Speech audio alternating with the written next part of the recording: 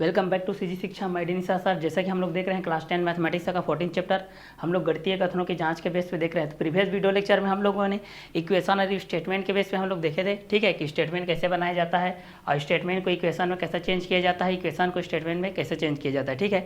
इसके बेस पे हम लोग वेरिएबल और कंसोनेंट के बेस पे भी हम लोग ये दो चीज़ को देखे थे, दोनों के बीच में कैसा रिलेशन रहता है और दोनों के बीच में ये दोनों किस तरीके से एक दूसरे पर अटैचमेंट रहते हैं। क्लियर। इसके बाद हम लोग अलजेब्रिक एक्सप्रेशन देखे थे जिसमें बीजीय व्यंजक का दोनों के प्रति किस तरीके से व्यवहार होता है और दोनों किस तरीके से एक दूसरे पर अटैचमेंट रहता है। क्लियर। अब उसका आगे के कंटेंट को हम लोग देखते हैं। जैसे यहाँ पर स्टेटमेंट के बेस पे है आपके पास, सपोज ये इक्वेशन के बेस पे है आपके पास एक इक्वेशन है, जैसे कि यहाँ पर है 2x + 5 = 20 के बेस पे, और सेकेंड इक्वेशन है आपके पास 2x - 9 = 41 के बेस पे है। क्लियर।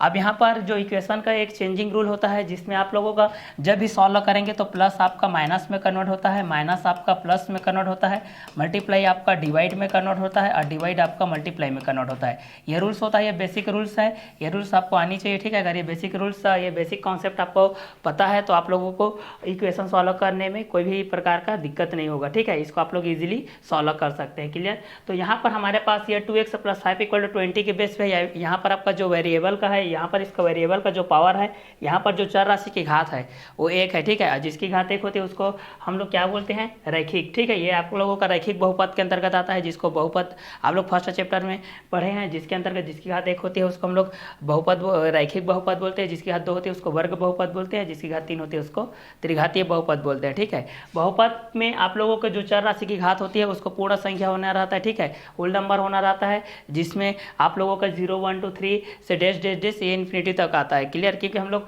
अभी तक सबसे बड़ी पूर्ण संख्या क्या है इसको ज्ञात करना क्या होता है, असंभव होता है। क्लियर।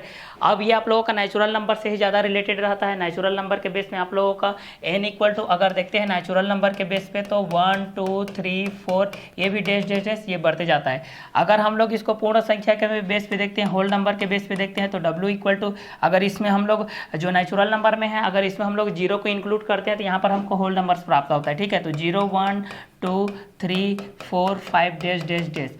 अब इसमें अगर नेचुरल नंबर होल नंबर दोनों के बीच में अगर हम लोग यहाँ पर देखिए दोनों में पॉजिटिव नंबर आ रहा है, अगर इस पॉजिटिव नंबर में हम लोग नेगेटिव नंबर अटैचमेंट करेंगे और 0 को भी इंक्लूड कर देंगे तो हमको यहाँ पर इंटीजर नंबर प्राप्त होगा, ठीक है, जिसको i या z से हम लोग क्या करते हैं, स्वैप करते हैं, ठीक है। अगर इसको हम लोग i या z से दर्शा भी सकते हैं, बोल सकते हो, अभिव्यक्त भी कर सकते हैं, बोल सकते हो, निरूपित भी कर सकते हैं, बोल सकते हो, प्रकट भी कर सकते हैं, बोल सकते हो, इसको अपने शब्दों में आप लोग बोल सकते हैं। तो यहाँ पर पॉजिटिव नंबर, नेगेटिव नंबर और 0 का कलेक्शन तीनों का रहेगा। सपोज -3 है, -2 है, -1 है और 0 है, +1 है और +2 है और +3 है। जिस तरीके से हम लोग एक जानते हैं कि अगर 0 के आगे एक प्लस की दुनिया है उसी प्रकार 0 के पीछे भी एक माइनस की दुनिया होती है, ठीक है, जिसको हम लोग नंबर लाइन के द्वारा हम लोग यहाँ इसको क्या करते हैं, स्वैप करते हैं, ठीक है। इस नंबर लाइन के बीच में आप लोग को जो मिड पॉइंट रहता है इसको हम लोग 0 से क्या करते हैं, स्वैप करते हैं। इस 0 का जो राइट हैंड साइड होता है इसको पॉजिटिव नंबर लेते हैं और लेफ्ट हैंड साइड जो रहता है उसको हम लोग नेगेटिव नंबर लेते हैं, ठीक है। अब यहाँ पर ये कलेक्शन के बेस पे आप लोगों का जो भी संख्या रहेगा, चाहे माइनस में रहे चाहे प्लस में रहे, ठीक है, मतलब पॉजिटिव नंबर रहे या नेगेटिव नंबर रहे, उसको यहाँ पर आप लोग स्वैप कर सकते हैं। क्लियर।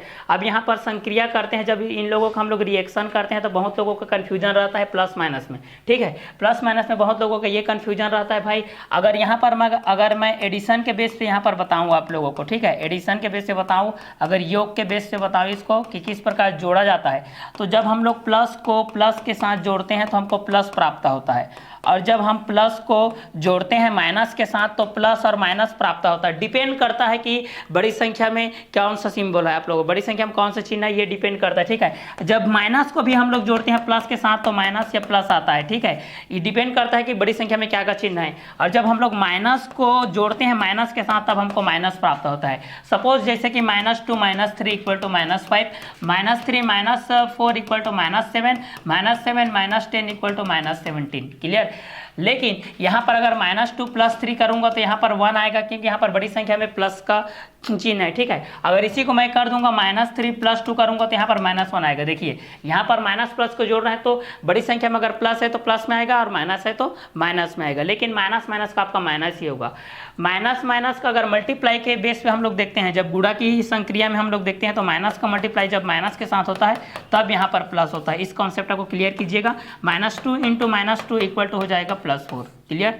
तो ये कॉन्सेप्ट होगा। तो माइनस माइनस का अगर जोड़ की प्रक्रिया में देखते हैं, अगर जोड़ते समय हम लोग योग करते समय तो ये माइनस ही होता है, और प्लस के समय हम लोग देखते हैं माइनस प्लस का, तो माइनस और प्लस दोनों हो सकता है, डिपेंड करता है कि बड़ी संख्या में क्या का चिन्ह है। लेकिन जब माइनस का मल्टीप्लाई माइनस के साथ होगा तब ये क्या हो जाएगा आप लोगों का प्लस हो जाएगा। क्लियर। तो ये कॉन्सेप्ट को भी आप लोग यहाँ से ध्यान रखिएगा, ये किस किस कंटेंट के अनुसार आ रहा है, किसके बेसिकली के रूप में आ रहा है। ठीक है। तो यहाँ पर नेचुरल नंबर के बेस पे हम लोग, जैसे कि नेचुरल नंबर प्राकृतिक संख्या को हम लोग n से रिप्रेजेंट करते हैं, पूर्ण संख्या को w से रिप्रेजेंट करते हैं, और पूर्णांक संख्या को हम लोग i या z के द्वारा निरूपित करते हैं। क्लियर। अब इसके बाद आता है आप लोग का रेशनल नंबर जो आता है, रेशनल नंबर को हम लोग q से रिप्रेजेंट करते हैं, जो कि बट्टे के फेस कट के रूप में रहता है। ठीक है। जिसको हम लोग बट्टे के फेस कट के रूप में ज्ञात कर सकते हैं, वो आप लोगों का क्या रहता है, परिमेय संख्या रहता है, जिसको हम लोग p/q के रूप में क्या कर सकते हैं, लिख सकते हैं, जहां पर p और q दोनों धनात्मक पूर्णांक संख्या होते हैं, दोनों पॉजिटिव इंटीजर नंबर होते हैं। ठीक है। यहाँ पर p भी पॉजिटिव नंबर है, q भी पॉजिटिव इंटीजर नंबर है। ठीक है। सो यहाँ पर लेकिन एक शर्त रहता है यहाँ पर कि q is not equal to 0, q का मान आप लोगों का 0 नहीं होना चाहिए। सपोज यहाँ पर अगर मेरे पास है 1/2 है, 1/4 है, -4/5 है, -6/5 है, -3/9 है, ये सभी रेशनल नंबर है। 0 भी रेशनल नंबर है, क्योंकि 0 को 0/1 हम लोग लिख सकते हैं, बट 1/0 ये आप लोगों का रेशनल नंबर नहीं है। क्लियर। ये रेशनल नंबर के अंतर्गत नहीं आएगा। ठीक है। तो इस कंटेंट के अनुसार से आप लोग ये सारे चीज को भी जान सकते हैं। तो ये जो चीज हम लोग पढ़ रहे हैं इसको हम लोग नंबर सिस्टम के अंतर्गत देखते हैं। ठीक है। ये आप लोगों का एक फैमिली होता है जो कि नंबर सिस्टम के अंतर्गत आता है। ठीक है। इसको बेसिकली आप लोग को 6, 7, 8 क्लास में भी अच्छे तरीके से पढ़े हैं, तो ये नंबर सिस्टम के अंतर्गत आता है। तो नंबर सिस्टम को जानना भी यहाँ पर बहुत जरूरी होता है, क्योंकि अगर गणितीय कथनों की हम लोग जांच करते हैं तो वहाँ पर हम लोगों को वेरिएबल के बेस पे आता है, x बिलोंग्स टू करता है, नेचुरल नंबर पर x बिलोंग्स टू करता है, होल नंबर पर x बिलोंग्स टू करता है, इंटीजर नंबर पर x बिलोंग्स टू करता है, आप लोगों का रियल नंबर पर x बिलोंग्स टू करता है, आप लोगों का इरेशनल नंबर पर। तो ये सारे चीज का कलेक्शन को भी जानना आप लोगों के लिए क्या है, बहुत ही जरूरी है। तो नंबर सिस्टम के बेस पे जब हम लोग फर्स्ट मेंबर को देखते हैं तो यहाँ पर आप लोगों का नेचुरल नंबर आता है। क्लियर। जिसको मैं प्रीवियस वीडियो लेक्चर में इसके बारे में बता दिया था, फिर भी इसके बारे में थोड़ा सा जान लीजिए। यहाँ पर भी नेचुरल नंबर के बेस पे आप लोगों को बताया था कि नेचुरल नंबर को हम लोग n से रिप्रेजेंट करते हैं, और यहाँ से n इक्वल टू आप लोगों का होता है 1 होता है, 2 होता है, 3 होता है, 4 होता है, डैश डैश डैश ये बढ़ते जाता है। क्योंकि अगर हम किसी संख्या में और उसी संख्या का ऐड करते हैं, या किसी संख्या में हम लोग एक और जोड़ेंगे तो अगली संख्या प्राप्त होती है। इस तरीके से बहुत संख्या प्राप्त होती है, इसलिए अभी तक हम सबसे बड़ी प्राकृतिक संख्या ज्ञात नहीं किए हैं। ठीक है। अभी तक सबसे बड़ी प्राकृतिक संख्या ज्ञात करना क्या है, असंभव है। तो नेचुरल नंबर को हम लोग किससे रिप्रेजेंट करते हैं, तो n से रिप्रेजेंट करते हैं। मतलब जो गिनती वाले संख्या होते हैं, जो गणना वाले संख्या होते हैं, उसको हम लोग क्या बोलते हैं, प्राकृतिक संख्या बोलते हैं। ठीक है। जैसे कि आप लोग ना चाहते हुए आप लोगों की काउंटिंग, जैसे कि मैं पूछ रहा हूँ कि आप लोगों के क्लास में कितने बच्चे हैं, या आप लोगों के घर में कितने रूम हैं, या आप लोगों के घर में कितनी खिड़कियां हैं, आप लोगों के घर में कितने रूम है, कितने खिड़कियां हैं, आप लोगों के घर में कितने फैन हैं, ये सारे तो आप लोग ना चाहते हुए भी काउंटिंग कहाँ से स्टार्ट करते हैं, 1 से ही स्टार्ट करते हो। अब ना चाहते हुए भी काउंटिंग आपका 1 से ही स्टार्ट होती है, इसलिए तो इसको प्रदत्त प्राकृतिक संख्या बोलते हैं। 0 से भी काउंटिंग करते, किसी को सुने हो 0 से कभी काउंटिंग नहीं होती है। तो जिसकी शुरुआत यहीं से देखिए, नॉर्मल भाषा में, एकदम सरल भाषा में आप लोगों को सटीक भाषा में बता रहा हूँ। ठीक है। तो जिसकी शुरुआत 1 से होती है ना, जिसकी शुरुआत किसने से होती है, 1 से होती है। ठीक है। जिसकी काउंटिंग हम लोग 1 से स्टार्ट करते हैं, वही आप लोगों का क्या होता है, नेचुरल नंबर होता है। 1 के बाद 2, 3, 4 इस तरीके से बढ़ते जाते हैं। ठीक है। तो यहाँ पर आप लोग देख सकते हैं कि सबसे छोटी प्राकृतिक संख्या के बेस पे, तो सबसे छोटी प्राकृतिक संख्या कौन है, यहाँ पर एक क्वेश्चन के बेस पे fill in the blank match the column true false के रूप में आप लोगों के पास आएगा। तो यहाँ पर आप लोग जान सकते हैं कि सबसे छोटी प्राकृतिक संख्या कौन है, तो सबसे छोटी प्राकृतिक संख्या 1 है। इसी को टर्निंग क्वेश्चन के रूप में पूछेगा कि सबसे पहली प्राकृतिक संख्या कौन है, तो सबसे पहली प्राकृतिक संख्या भी 1 ही है। ठीक है। और हम किसी संख्या में, प्राकृतिक संख्या में एक और जोड़ देते हैं तो बाद में आने वाली संख्या होती है। 2 संख्या यहाँ पर हम लोगों को यहाँ पर प्राप्त होता है, सक्सेशन नंबर प्रेडिसेशन नंबर के बेस पे होता है परवर्ती संख्या, जिसको हम लोग क्या बोलते हैं, परवर्ती संख्या बोलते हैं। और क्या बोलते हैं, पूर्ववर्ती संख्या। पूर्व मतलब पहला होता है, पर मतलब होता है बाद में। ठीक है। तो बाद वाली संख्या को हम लोग परवर्ती बोलते हैं, और पहले संख्या के पहले आने वाली संख्या को हम लोग पूर्ववर्ती संख्या बोलते हैं। जैसे कि यहाँ पर 14 का है, तो 14 का परवर्ती यहाँ पर देखेंगे तो हम लोग को 15 हो जाएगा, 15 का देखेंगे तो 16 हो जाएगा, 16 का देखेंगे तो 17 बाद में आने वाली संख्या। इसी का हम लोग 14 का पूर्ववर्ती देखेंगे तो ये 13 हो जाएगा, और 13 का देखेंगे तो 12 हो जाएगा, 11 का देखेंगे तो 10 हो जाएगा, 10 का देखेंगे तो 9 हो जाएगा, 9 का देखेंगे तो 8 हो जाएगा। ठीक है। तो पूर्ववर्ती पहले वाली संख्या, परवर्ती बाद वाली संख्या। तो ये भी आप लोग नेचुरल नंबर के अंतर्गत, प्राकृतिक संख्या या प्राकृतिक संख्या के अंतर्गत ये दोनों चीज को आप लोग पढ़ेंगे। क्लियर। तो यहाँ पर हम लोग जब किसी प्राकृतिक संख्या में किसी दूसरे प्राकृतिक संख्या को भी जोड़ते हैं तो हम लोगों को प्राकृतिक संख्या प्राप्त होती है। अब यहाँ पर आप लोग ऑड नंबर के रूप में, इवन नंबर के रूप में प्राप्त होता है भाई सम प्राकृत संख्या, विषम प्राकृत संख्या के रूप में आप लोगों के बीच में प्राप्त होता है। तो सम प्राकृत संख्या के बेस पे आप लोग जानते हैं कि 2 से विभाजित होने वाली जितनी भी संख्या होती है वो सम प्राकृत संख्या होती है, ठीक है। और यहाँ पर ये भी चीज़ जान सकते हैं कि 2 और नंबर के बीच में आप लोगों का जो नंबर रहता है बीच का नंबर, उसको हम लोग इवन नंबर बोलते हैं। जैसे कि -1 है और यहाँ पर +1 है, यहाँ पर 0 है।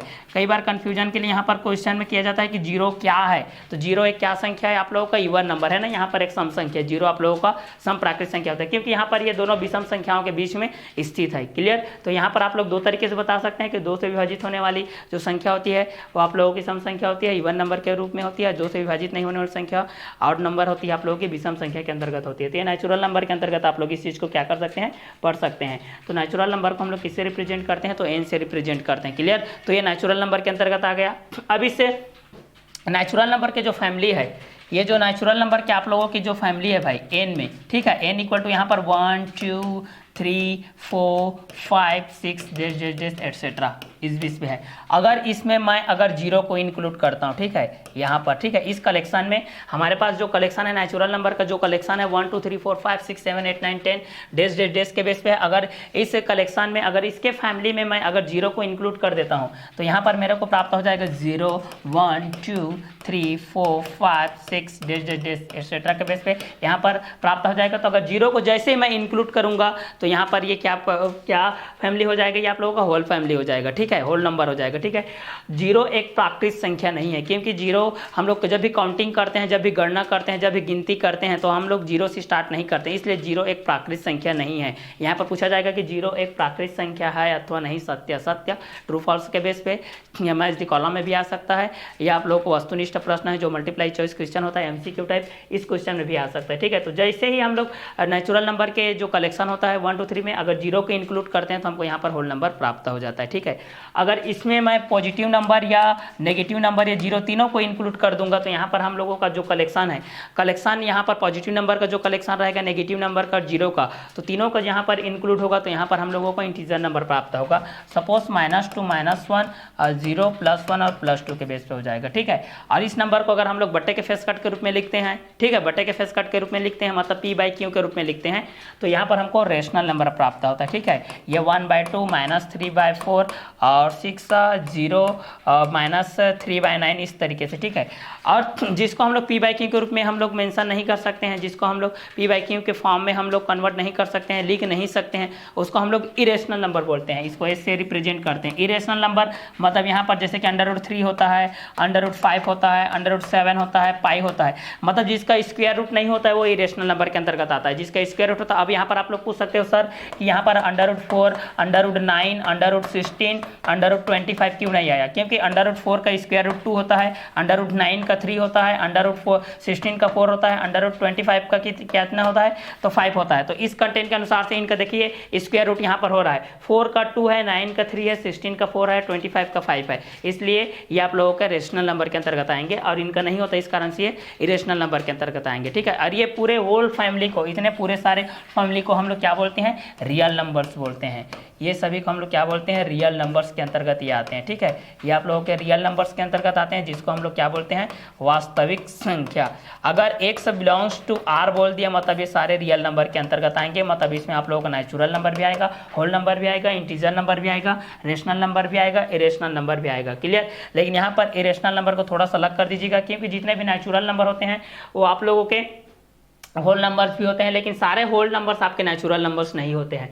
सारे नेचुरल नंबर इंटीजर नंबर होते हैं, लेकिन सारे इंटीजर नंबर नेचुरल नंबर नहीं होते हैं। सारे होल नंबर आप लोगों के इंटीजर नंबर होते हैं, लेकिन सारे इंटीजर नंबर होल नंबर नहीं होते हैं। लेकिन सारे नेचुरल नंबर आप लोगों के रेशनल नंबर होते हैं, और सारे होल नंबर आप लोगों के रेशनल नंबर होते हैं। सारे इंटीजर नंबर आप लोगों के रेशनल नंबर होते हैं, लेकिन सारे रेशनल नंबर आप लोगों के इंटीजर नंबर नहीं होते, ना ही होल नंबर्स होते हैं, ना ही नेचुरल नंबर्स होते हैं। क्लियर। तो ये कलेक्शन है आप लोगों का, जो कि नंबर सिस्टम के अंतर्गत आप लोगों को प्रीवियस वीडियो लेक्चर में बताया था, फिर भी इसका रिपीटेशन मोड में हम लोग इस चीज़ को देख लिए हैं। एन के बेस पे नेचुरल नंबर, डब्ल्यू के बेस पे होल नंबर, आई या जेड के बेस पे हम लोग देख चुके हैं इस चीज़ को। किसके बेस पे? इंटीजर नंबर के बेस पे, और क्यों के बेस पे हम लोग रेशनल नंबर के बेस पे, और इरेशनल नंबर एस के बेस पे हम लोग इस चीज़ को देख चुके हैं। ठीक है, तो ये नंबर सिस्टम के अंतर्गत आता है। जब भी आप लोगों का क्वेश्चन के बेस में, स्टेटमेंट के बेस में बोलता है कि x is belongs to n के बेस पे है तो ये नेचुरल नंबर पर बिलोंग कर रहा है, एक्स बिलोंग्स टू डब्ल्यू के बेस पे है तो होल नंबर पर बिलोंग करेगा, एक्स बिलोंग्स टू आई या जेड रहेगा तो यहाँ पर ये इंटीजर नंबर के बेस पे रहेगा, एक्स बिलोंग्स टू एस रहेगा तो irrational number, x belongs to R रहेगा तो ये पूरे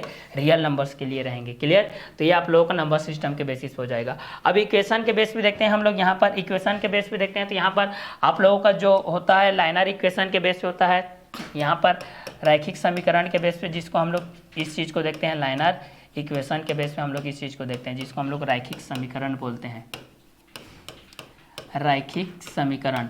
तो यहाँ पर जो वेरिएबल होती है, जो आप लोगों की चर राशि होती है, ठीक है, जो चर राशि की घात क्या होती है, यहाँ पर आप लोगों की एक होती है। ठीक है, तो जिस चर राशि की घात आप लोग एक होती है उसको हम लोग क्या बोलते हैं?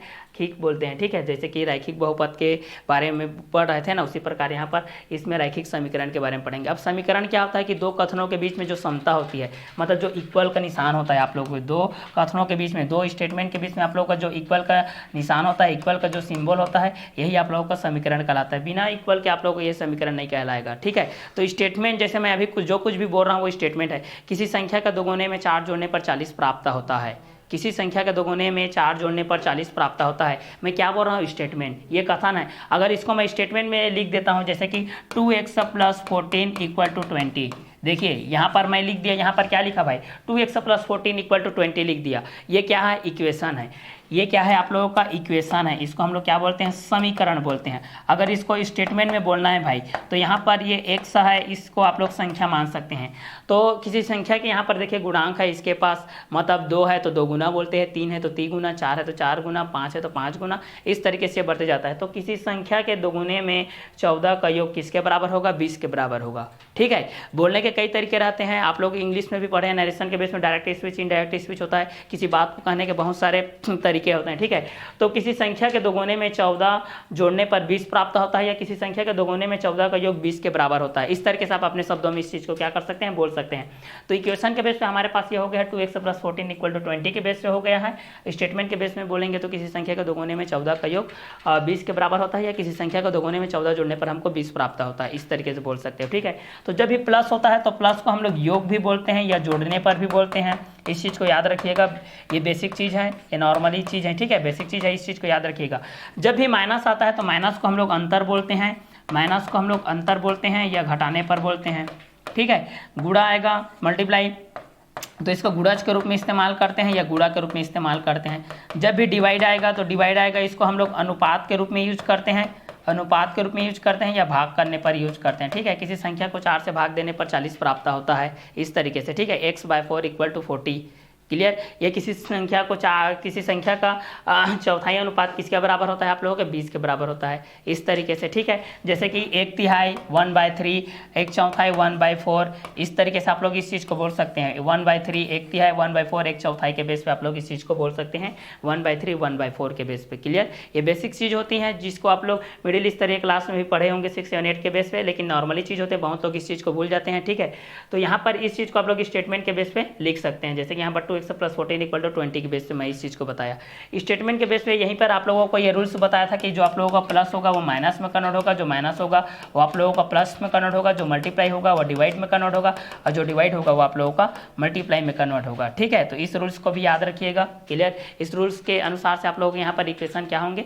सॉल्व होंगे। ठीक है, तो चलिए अब आगे बढ़ते हैं। ये इक्वेशन के बेस में हो गया। नॉर्मली आप लोगों के पास एक इक्वेशन के बेस पे, जैसे कि मैं यहाँ पर एक एग्जाम्पल के बेस से आप लोगों को एक इक्वेशन के बेस पे यहाँ पर मैं बता रहा हूँ 2m + 6, बाएं में है 7m + 6 = है 5/7 है। ठीक है, ये आप लोग एक इक्वेशन के बेस पे है। ठीक है, इक्वेशन के बेस पे हमारे पास दो साइड होते हैं। ठीक है, इक्वेशन में आप लोगों का, जिसको हम लोग LHS बोलते हैं, एक को हम लोग RHS बोलते हैं। ठीक है, इसको ज़्यादा समझते हैं बच्चे लोग, LHS RHS को, left hand side right hand side. इसको आप लोग इस भाषा में भी याद रखिए, क्योंकि आगे चल कर किएगा। इसको वाम पक्ष बोलते हैं और इसको दक्षिण पक्ष बोलते हैं। ठीक है, इसको दक्षिण पक्ष बोलते हैं। नॉर्मल वे पे इसको हम लोग बायां पक्ष भी बोलते हैं, बायां पक्ष भी जानिए, और इसको दायां पक्ष भी बोलते हैं।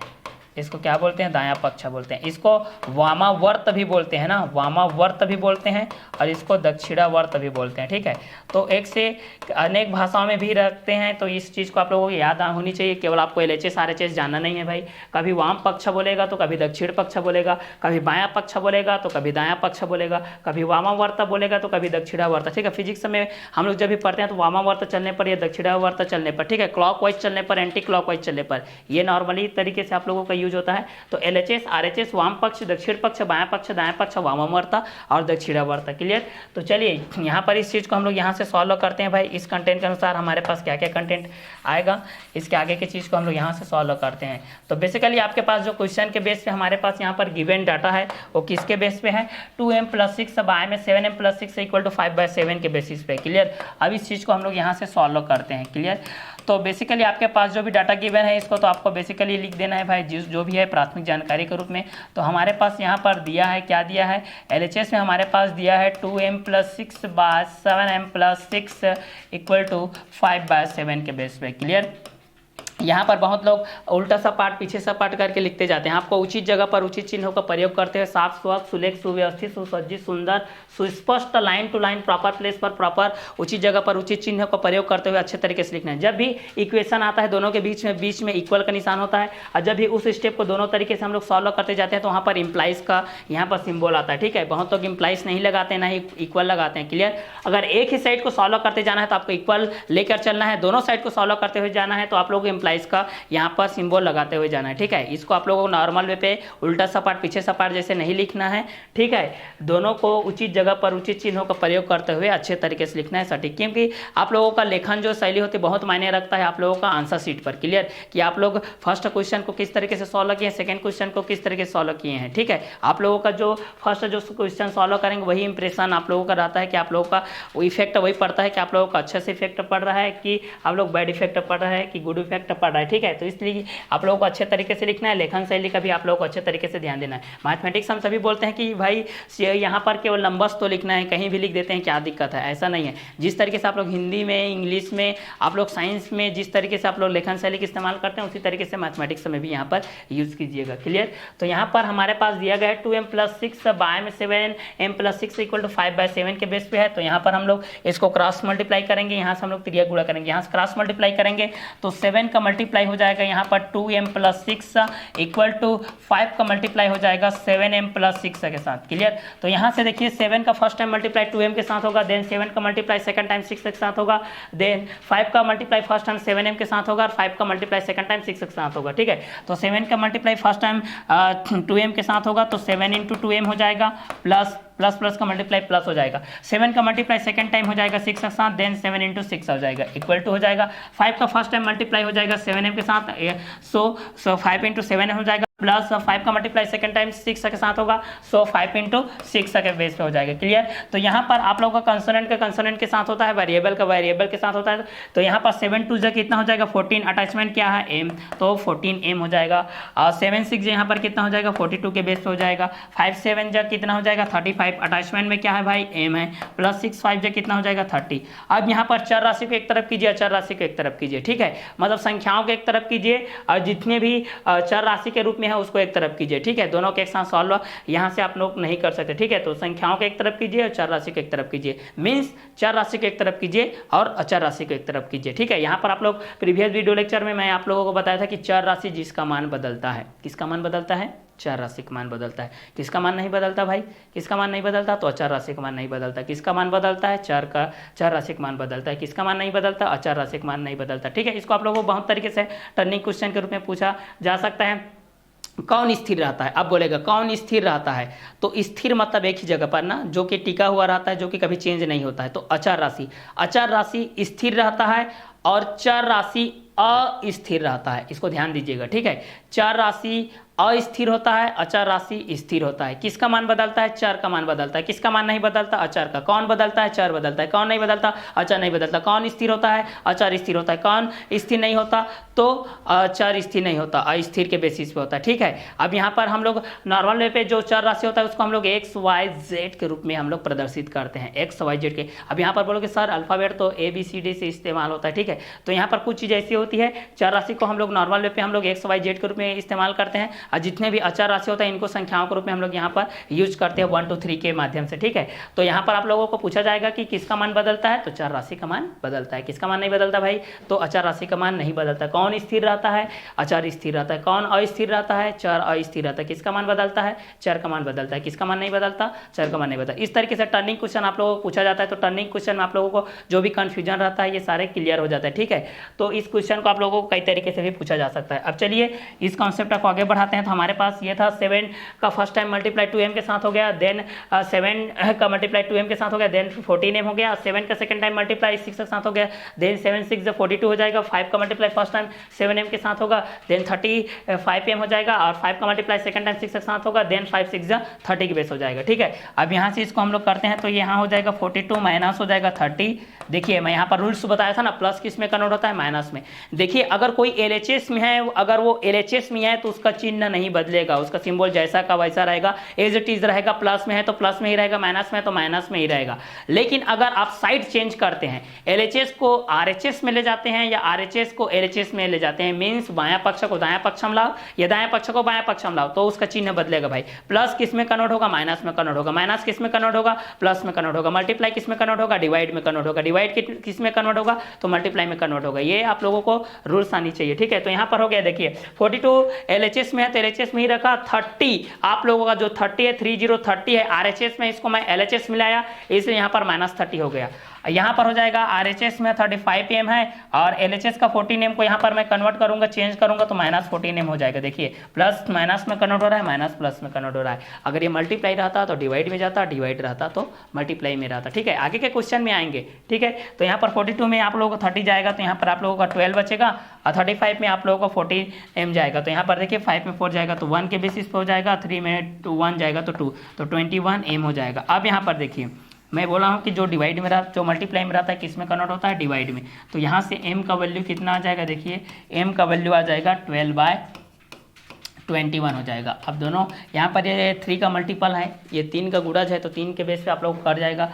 तो यहाँ पर 3 4 जा हो जाएगा, 3 7 जा हो जाएगा। तो m का वैल्यू कितना हो जाएगा, 4/7। तो ये रहेगा आप लोगों का आंसर m के बेसिस पे, 4/7 के बेसिस पे, ठीक है। तो यहाँ पर आप लोगों का लाइनरी इक्वेशन के बेस पे आप लोगों के पास जो क्वेश्चन गिवन था 2m + 6/7m + 6 = 5/7। तो यहाँ से हम लोग वैल्यू फाइंड आउट किए, m का वैल्यू फाइंड आउट किए, तो यहाँ पर कितना आ गया, 4/7 के बेसिस पे आ गया। क्लियर। तो यहाँ पर आप लोगों का जो दिया गया है वो 2m + 6 बाय में 7m + 6 = 5/7 था। यहाँ से हम लोग क्रॉस मल्टीप्लाई किए, यहाँ से क्रॉस मल्टीप्लाई किए तो 7 का फर्स्ट टाइम मल्टीप्लाई 2m के साथ हो गया, 7 का मल्टीप्लाई 6 के साथ हो गया, 5 का मल्टीप्लाई फर्स्ट टाइम 7m के साथ हो गया, देन 5 का मल्टीप्लाई सेकंड टाइम 6 के साथ हो गया, ठीक है। अब दोनों को हम लोग यहाँ से चेंज कर दिए तो यहाँ पर कितना गया, 42 - 30 = 35m - 14m हो गया, देन 12 = 21m हो गया, ठीक है। यहाँ से आप लोग मल्टीप्लाई किस में कन्वर्ट होता है, डिवाइड में, देन m का वैल्यू आ जाएगा 12/21, कटअप किए तो यहाँ से हो गया 4/7 के बेसिस पे, ठीक है। तो इस तरीके से आप लोगों के इक्वेशन को क्या करना है, सॉल्व करते हुए चलना है, ठीक है।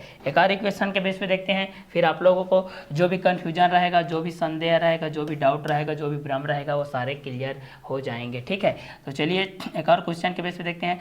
सपोज यहाँ पर 2x + 19 है और बाएं में दिया गया है 16x + 5 है, इक्वल टू, यहाँ पर हम लोग देखते हैं इस कंटेंट के अनुसार यहाँ पर दिया गया है 5/2 के बेस पे दिया गया है, ठीक है। अब इस क्वेश्चन को यहाँ से सॉल्व करते हैं। तो प्लस किस में कन्वर्ट होता है भाई, प्लस माइनस में कन्वर्ट होता है, माइनस किस में कन्वर्ट होता है, प्लस में, मल्टीप्लाई किस में कन्वर्ट होता है, डिवाइड में, और डिवाइड किस में कन्वर्ट होता है, आप लोगों का मल्टीप्लाई में कन्वर्ट होता है। क्लियर। और नंबर सिस्टम के बेस पे देखे थे, नंबर सिस्टम में हम लोग नेचुरल नंबर को किससे रिप्रेजेंट करते हैं, तो n से रिप्रेजेंट करते हैं, होल नंबर को किससे रिप्रेजेंट करते हैं, तो w से, इंटीजर नंबर को किससे रिप्रेजेंट करते हैं, तो i से करते हैं और z से भी करते हैं, और रेशनल नंबर को q से करते हैं, रेशनल नंबर को s से करते हैं, रियल नंबर्स को r से करते हैं, ठीक है। तो ये जितने भी नंबर्स का कलेक्शन रहता है आप लोगों का, ठीक है, जैसे नेचुरल नंबर के बेस से 1 2 3 के बेसिस पे रहता है, सबसे छोटी प्राकृतिक संख्या 1 होता है और सबसे पहली प्राकृतिक संख्या भी 1 होता है, ठीक है।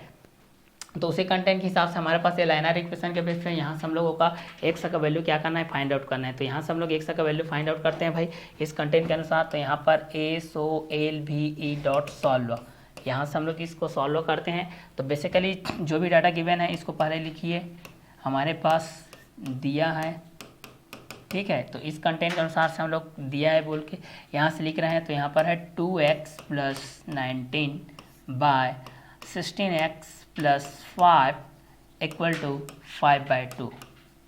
अब देखिए दोनों साइड आ गया, अब दोनों साइड आ गया तो दोनों साइड को एक साथ लेकर के हमको सॉल्व करना है, इम्प्लाइज लगाते जाइए। क्लियर। तो यहाँ से देखिए फर्स्ट टाइम 2x + 19 का मल्टीप्लाई 2 के साथ होगा, क्योंकि यहाँ से हम लोग क्या कर रहे हैं, क्रॉस मल्टीप्लाई कर रहे हैं, त्रियक गुणा। ठीक है, अगर आप लोग त्रियक गुणा के बेस पे एक एक नंबर के साथ भी आप लोग इजीली सॉल्व कर सकते हैं, डायरेक्टली भी सॉल्व कर सकते हैं अगर आपको टेबल्स आ रहे हैं तो। ठीक है, और 5 का मल्टीप्लाई हो जाएगा 16x + 5 के साथ हो जाएगा। क्लियर। तो ये मल्टीप्लाई करते हैं हम लोग, चलिए यहाँ से क्रॉस मल्टीप्लाई करते हैं। तो क्रॉस मल्टीप्लाई करेंगे तो 2 का मल्टीप्लाई यहाँ पर हो जाएगा 2x + 19। यहाँ पर ब्रैकेट यूज कीजिएगा, ब्रैकेट स्मॉल ब्रैकेट यूज कीजिएगा यहाँ पर आप लोग। ठीक है, यहाँ पर आप ब्रैकेट यूज करने के बहुत लोगों को तरीका भी नहीं आता है, डायरेक्टली कोई स्क्वायर ब्रैकेट लगा देता है, कोई कर्ली ब्रैकेट लगा देता है, कोई आप लोगों का जो लाइनर ब्रैकेट रहता है इसको लगा देते हैं, कई लोग स्मॉल ब्रैकेट लगाते हैं। ठीक है, तो यहाँ पर आप लोग जो कोष्ठक के प्रकार होता है, कोष्ठक के प्रकार को मैं यहाँ पर थोड़ा सा बता देता हूँ। कोष्ठक यहाँ पर ये देखिए, ये रेखा कोष्ठक होता है, ये छोटा कोष्ठक होता है, और ये क्या होता है आप लोगों का बड़ा कोष्ठक होता है, और ये क्या होता है आप लोगों का सर्पिलाकार कोष्ठक होता है जिसको कर्ली ब्रैकेट कहते हैं। ठीक है, तो यहाँ पर ये आप लोगों का बार ब्रैकेट के बेस पे आप लोगों का यूज होता है, और ये आप लोगों का स्मॉल ब्रैकेट के बेस पे यूज होता है। इसको हम लोग बड़ा कोष्ठक को स्क्वायर ब्रैकेट के बेस पे बोलते हैं, और ये मंझला कोष्ठक जिसको बोलते हैं सर्पिलाकार कोष्ठक को कर्ली ब्रैकेट के माध्यम से हम लोग यूज करते हैं। ठीक है, तो जब भी यहाँ पर यूज करोगे तो आप लोग स्मॉल ब्रैकेट यूज कीजिएगा। ठीक है, तो यहाँ पर आप लोगों को ये नहीं है कि आप लोगों को कोई फ्री छोड़ दिया है भाई, फ्रीडम दे दिया कि आप लोग जिसको चाहे उसको यूज कर सकते हैं। ठीक है, हर एक ब्रैकेट को यूज करने के नियम होते हैं। क्लियर। तो उस नियम के बेस पे आप लोग इस चीज़ को जान सकते हैं। ठीक है, और अगर इसको अगर ब्रैकेट के यूज को देखना चाहते हैं तो हमारे जो CGC एप्लीकेशन है उसके आप लोग बेसिक कॉन्सेप्ट पे जा करके आप लोग इस चीज़ को देख सकते हैं। क्लियर। तो चलिए यहाँ से हमारे पास 2 का मल्टीप्लाई हो जाएगा 2x + 19 के साथ, और यहाँ पर 5 का मल्टीप्लाई हो जाएगा 16x + 5 के साथ। क्लियर। तो चलिए यहाँ से देखिए भाई, यहाँ से देखिए केवल सुनना नहीं है और केवल देखना भी नहीं है, आपको नोट्स, क्योंकि मैथमेटिक्स है आपको नोट डाउन करते हुए चलना है। ठीक है, क्योंकि कई चीज़ें ऐसी होती है जो सुनकर याद होती है, कई चीज़ें ऐसी होती है जो कि देख कर के याद होती है, कई चीज़ें ऐसी होती है जो सुनकर देख कर के याद होती है, कई चीज़ें ऐसी होती है जो सुनकर देखकर समझकर और लिख कर के याद होते हैं। ठीक है, तो मैथमेटिक्स हो गया, फिजिक्स हो गया, केमिस्ट्री हो गया, ये सारे चीज़ को आपको नोट डाउन करते हुए चलना है, क्योंकि नोट डाउन नहीं करेंगे तो आप लोग भूल जाएंगे। ठीक है, क्योंकि कई चीज़ ये इसको तो आप लोग देख करके आप लोग कुछ टाइम के लिए याद कर सकते हैं। ठीक है, लेकिन जब इस चीज़ को आप लोग नोट डाउन करते जाएंगे तो आपका माइंड में ये सेट होते जाएगा। ठीक है, इसलिए नोट डाउन करते जाइए और अच्छे से इसको प्रैक्टिस करते जाइए। इस क्वेश्चन को बार बार देखिए जब तक कि आप लोगों को समझ में नहीं आता है, उसके बाद इस चीज़ को आप लोग अपने साइड से इस चीज़ को सॉल्व कर सकते हैं। क्लियर। तो चलिए यहाँ पर 2 का मल्टीप्लाई हमारे पास 2x + 19 के बेस पे होगा, और 5 का मल्टीप्लाई 16x + 5 के बेसिस पे होगा। ठीक है, तो चलिए 2 का मल्टीप्लाई फर्स्ट टाइम हो जाएगा 2x के साथ, और प्लस का मल्टीप्लाई प्लस होता है, 2 का मल्टीप्लाई सेकेंड टाइम 19 के साथ हो जाएगा,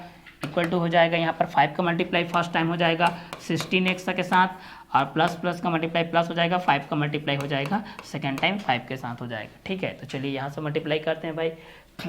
2 का मल्टीप्लाई 2 के साथ हो जाएगा, यहाँ पर अटैचमेंट में x है तो 2 हो जाएगा 4 अटैचमेंट x, प्लस 19 2 जो यहाँ पर हो जाएगा 38 हो जाएगा, इक्वल टू हो जाएगा 16 5 जो हो जाएगा 80 हो जाएगा, अटैचमेंट में क्या है x है, 5 5 जो कितना हो जाएगा 25। अब यहाँ पर देखिए वेरिएबल को एक साइड कीजिए, कंसोनेंट को एक साइड कीजिए, चर को एक साइड कीजिए, अचर को एक साइड कीजिए भाई। ठीक है, तो चलिए यहाँ पर हमारे पास क्या हो जाएगा 38 - 25 हो जाएगा, क्योंकि यहाँ पर चेंज कर रहा हूँ। 38 यथावत यथास्थान उचित जगह पर है, यहाँ पर इसका जगह चेंज नहीं हो रहा है। LHS में है बायां पक्ष में, तो बायां पक्ष में है, दायां पक्ष का जो इंसान है 25, हम लोगों को 25 है, उसको मैं बायां पक्ष में ला रहा हूँ भाई। ठीक है, तो प्लस में है तो किस में हो जाएगा, माइनस के बेसिस हो जाएगा, इसलिए 38 - 25 हो जाएगा। ठीक है, इक्वल टू यहाँ पर कितना हो जाएगा 80x माइनस हो जाएगा 4x के बेसिस पे हो जाएगा। ठीक है, अब यहाँ से इसको माइनस करते हैं तो हमारे पास क्या कंटेंट हो जाएगा और किसके बेसिस पे होते जाएगा, ये सारी चीज़ को भी हम लोग यहाँ से क्या कर सकते हैं, देख सकते हैं भाई। ठीक है, तो यहाँ पर हमारे पास कंटेंट के अनुसार क्या है 38 - 25 है, इक्वल टू 80x माइनस क्या है 4x है। ठीक है, तो यहाँ से हम लोग इस चीज़ को माइनस कर रहे हैं, तो हमारे पास 38 में अगर 25 को हम लोग माइनस करते हैं तो यहाँ पर हमारे पास कितना आता है 13 आएगा, और यहाँ पर 80x हमें 4x को करेंगे तो यहाँ पर 76x आएगा, इसलिए x का वैल्यू कितना आ जाएगा 13/76 के बेस पे यहाँ पर आ जाएगा। ठीक है, तो इस कंटेंट के अनुसार से आप लोगों का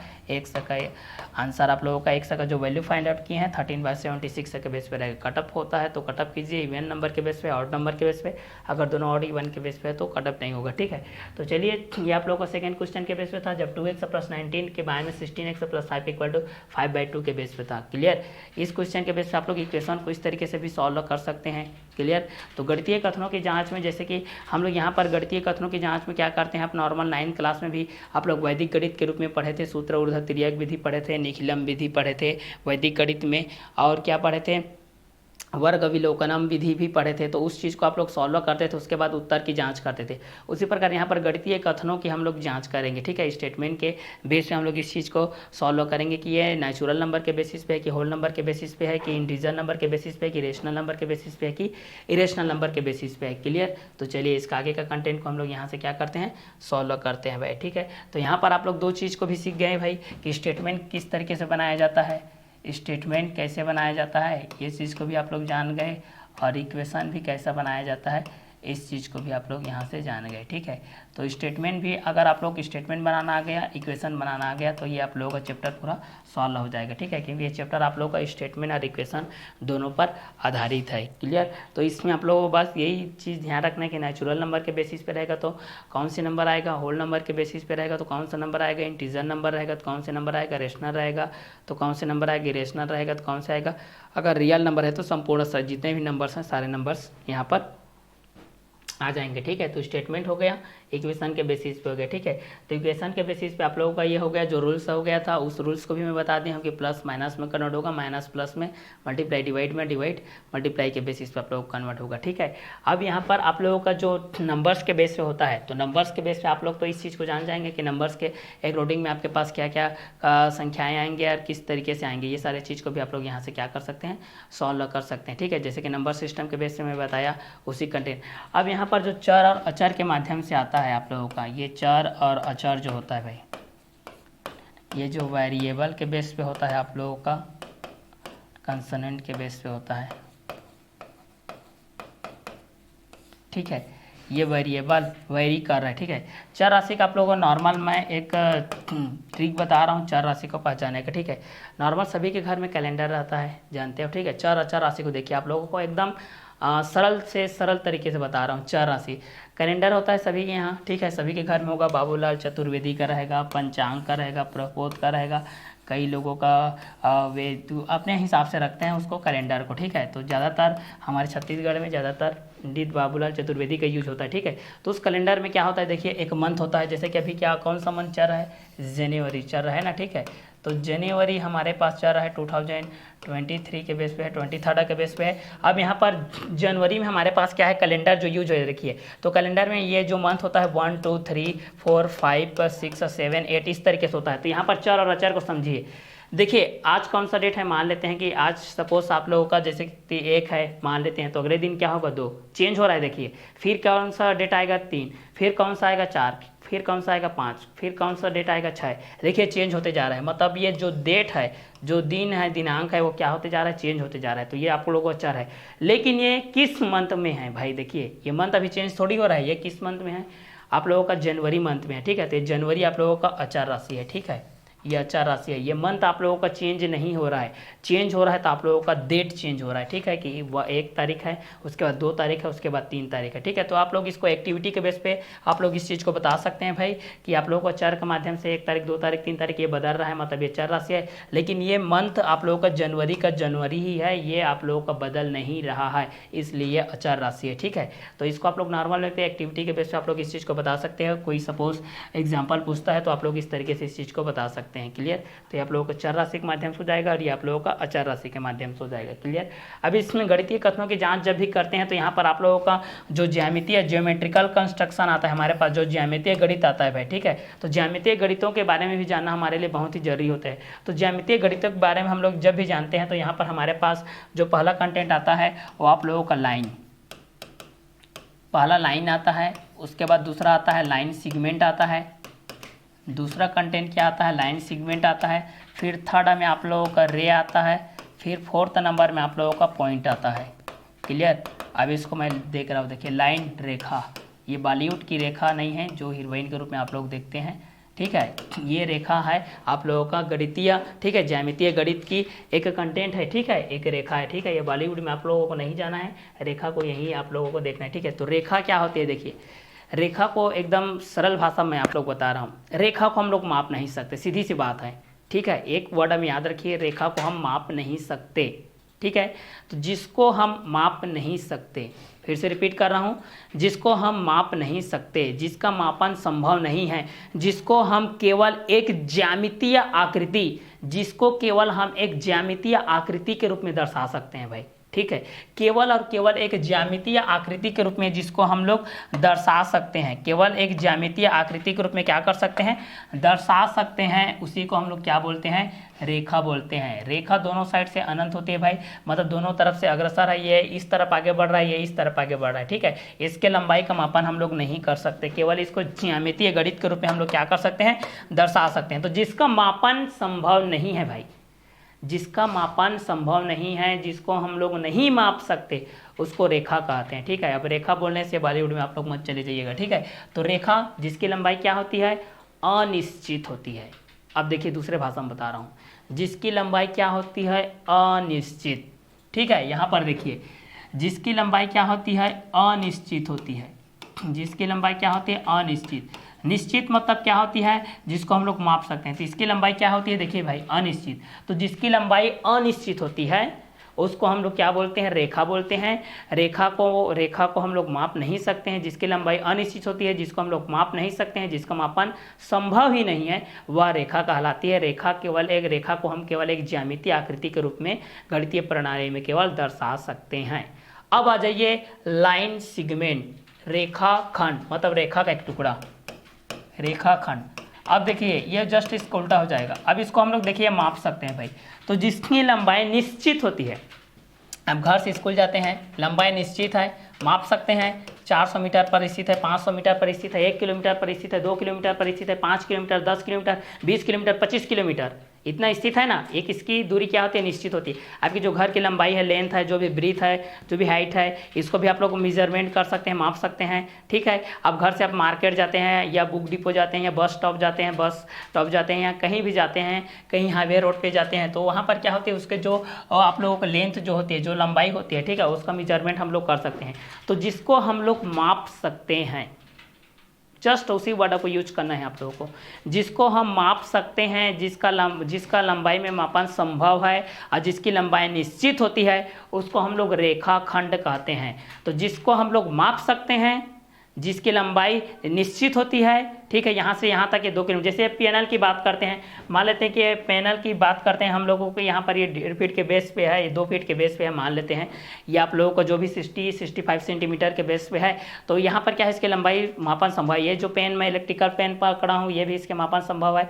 इसको ये जो रूम है, इसकी लेंथ भी हम लोग माप सकते हैं, इसका मेजरमेंट कर सकते हैं। ये सारे रेखाखंड के अंतर्गत आएंगे। तो जिसको हम लोग माप सकते हैं, जिसका लंबाई में मापन संभव है, जिसकी लंबाई निश्चित होती है, उसको हम लोग लाइन सेगमेंट बोलते हैं, रेखाखंड बोलते हैं। और जिसकी लंबाई संभव नहीं, जिसको हम लोग मापन संभव नहीं है, जिसकी लंबाई अनिश्चित होती है, उसको हम लोग रेखा कहते हैं। क्लियर। अब मान लेते हैं कि आप घर से निकले हैं, ठीक है, मान लेते हैं कि आप घर से निकले हैं, मार्केट जा रहे हैं भाई। तो घर से मार्केट की दूरी निश्चित होती है कि यहाँ से 2 किलोमीटर है, या 2.5 किलोमीटर है, 3 किलोमीटर, 4 किलोमीटर, जो भी है एक्सेट्रा, ठीक है। तो वो आप लोगों का रेखाखंड है। क्लियर। यहाँ से लेकिन आप लोग जिसकी लंबाई माप ही नहीं सकते हैं, अनिश्चित है, ठीक है, जैसे कि अनंत के बेस पे है, आकाश में है, त्रिविमीय आकाश के रूप में गति कर रहे, तो उसको हम लोग क्या बोलते हैं, रेखा बोलते हैं। केवल उसको हम लोग दर्शा सकते हैं। अब थर्ड कंटेंट आता है रे किरण। ये भी बॉलीवुड की किरण नहीं है, शाहरुख खान की, ठीक है। आप लोग उस किरण पर मत जाइए, ठीक है। तो किरण की परिभाषा को अच्छे से सुनिए। जिसकी प्रारंभिक बिंदु निश्चित, आई रिपीट, जिसकी प्रारंभिक बिंदु निश्चित, एक ही वर्ड पे डिपेंड है ये चारों परिभाषा। देखिए, जिसकी प्रारंभिक बिंदु निश्चित लेकिन अंतिम बिंदु अनिश्चित होती है। जिसकी प्रारंभिक बिंदु निश्चित मतलब कहाँ से निकला है ये तो पता है, लेकिन कहाँ जाना है ये पता नहीं भाई। अब घर से निकले हो, लेकिन आप आवारा पागल दीवाना की तरह घूम रहे हो भाई, आपको पता नहीं है कि भाई कहाँ जाना है, कहाँ जाना है, ठीक है। तो ये किरण का काम करेगा, ठीक है। लेकिन आप घर से निकले हो, आपको स्कूल ही जाना है, अब घर से निकले हो, आपको मार्केट ही जाना है, अब घर से निकले हो, आपको आपके मामा यहाँ जाना है, कहीं भी जाना है, पता है भाई, वहाँ तक डायरेक्टली, वहाँ तक की लंबाई हम लोग पता कर सकते हैं, माप सकते हैं, ठीक है। तो वो रेखाखंड का काम करेगा। लेकिन आप घर से निकले हो, या आप स्कूल से निकले हैं, या कहीं से भी निकले हैं उसकी प्रारंभिक बिंदु निश्चित है, आप वहां से तो निकल गए लेकिन कहाँ जा रहे हैं कोई ठीक ठिकाना नहीं है भाई, तो आप लोगों का वो किरण का काम करेगा। लेकिन आप जहाँ से निकले हैं और आपको जहाँ जाना है, आपकी कहाँ सीमा है, कहाँ पर आप लोगों की मंजिल है, वहाँ पर जाना है, तो आप लोगों का रेखाखंड का काम करेगा। मतलब जिसकी लंबाई निश्चित होती है, जिसको हम लोग माप सकते हैं वो रेखाखंड है, और जिसको हम लोग माप नहीं सकते वो रेखा है। और जिसकी प्रारंभिक बिंदु निश्चित लेकिन अंतिम बिंदु अनिश्चित, मतलब घर से नहीं तो निकल गए लेकिन कहाँ जाना है कोई पता नहीं, ठीक ठिकाना नहीं है, ठीक है, तो आप लोगों का किरण का काम करेगा, ठीक है। अब इसके बाद लास्ट पॉइंट होता है हमारे पास पॉइंट बिंदु। ये भी बिंदु कोई लड़की नहीं है भाई, ये भी ज्यामितीय गणित का एक टॉपिक है, किरण भी कोई लड़की नहीं है, ठीक है। बिंदु, बिंदु क्या होती है, इसकी ना तो लंबाई होती है भाई, ना तो लेंथ होती है, ना तो ब्रीथ होती है, ना तो हाइट होती है, ठीक है, ना तो इसकी मोटाई होती है, ना तो लंबाई होती है, ना तो चौड़ाई होती है, ना तो ऊंचाई होती है, ठीक है।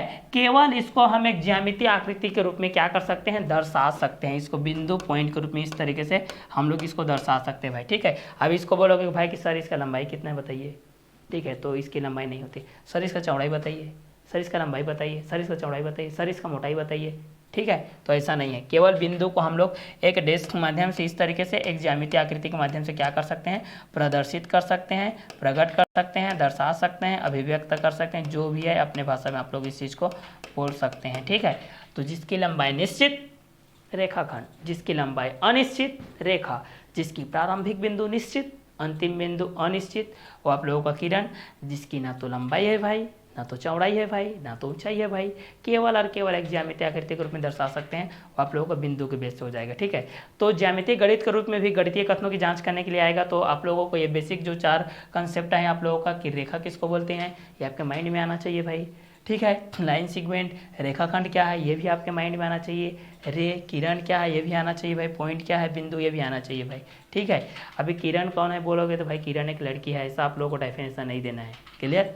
आप लोग बोलना है कि जिसकी प्रारंभिक बिंदु निश्चित अंतिम बिंदु अनिश्चित होती है उसको किरण बोलते हैं, जिसकी प्रारंभिक एवं अंतिम दोनों बिंदु निश्चित होती है, जिसका लंबाई में मापन संभव होता है वो आप लोगों का रेखाखंड होता है, जिसका लंबाई में संभव नहीं होता है मापन उसको हम लोग रेखा बोलते हैं, ठीक है। तो इस स्टेटमेंट के बेस पे भी हम लोग ये सारी चीज़ को भी हम लोग यहाँ से जान सकते हैं भाई, जो कि गणितीय कथनों के जांच में देखेंगे। तो सम प्राकृत संख्या के बेस पे जान सकते हैं, विषम प्राकृत संख्या के बेस पे जान सकते हैं, मतलब इसको लाइन रेखा के बेस पे हम लोग जान सकते हैं, लाइन सेगमेंट रेखाखंड के बेस पे जान सकते हैं, रे किरण के बेस पे जान सकते हैं, पॉइंट के बेस पे हम लोग बिंदु के बेसिस पे भी हम लोग इस चीज़ को क्या कर सकते हैं जान सकते हैं भाई। ये दोनों चीज़ को 1 बाय 1 करके भी हम लोग इस चीज़ को क्या कर सकते हैं सॉल्व कर सकते हैं, ठीक है। तो यहाँ पर आप लोग ये ज्योमेट्रिकल कंस्ट्रक्शन के बेस पे भी आप लोग इस चीज़ को जान गए हैं। जैसे कि यहाँ पर एंगल के बेसिस पे आता है हमारे पास स्ट्रेट एंगल, स्ट्रेट लाइन बनाइए बोलते हैं ना स्कूल वगैरह में, या कहीं भी कैंप में जाते हैं, कहीं भी ग्राउंड में जाते हैं, कहीं पे स्ट्रेट लाइन बनाइए, स्ट्रेट सरल, ठीक है।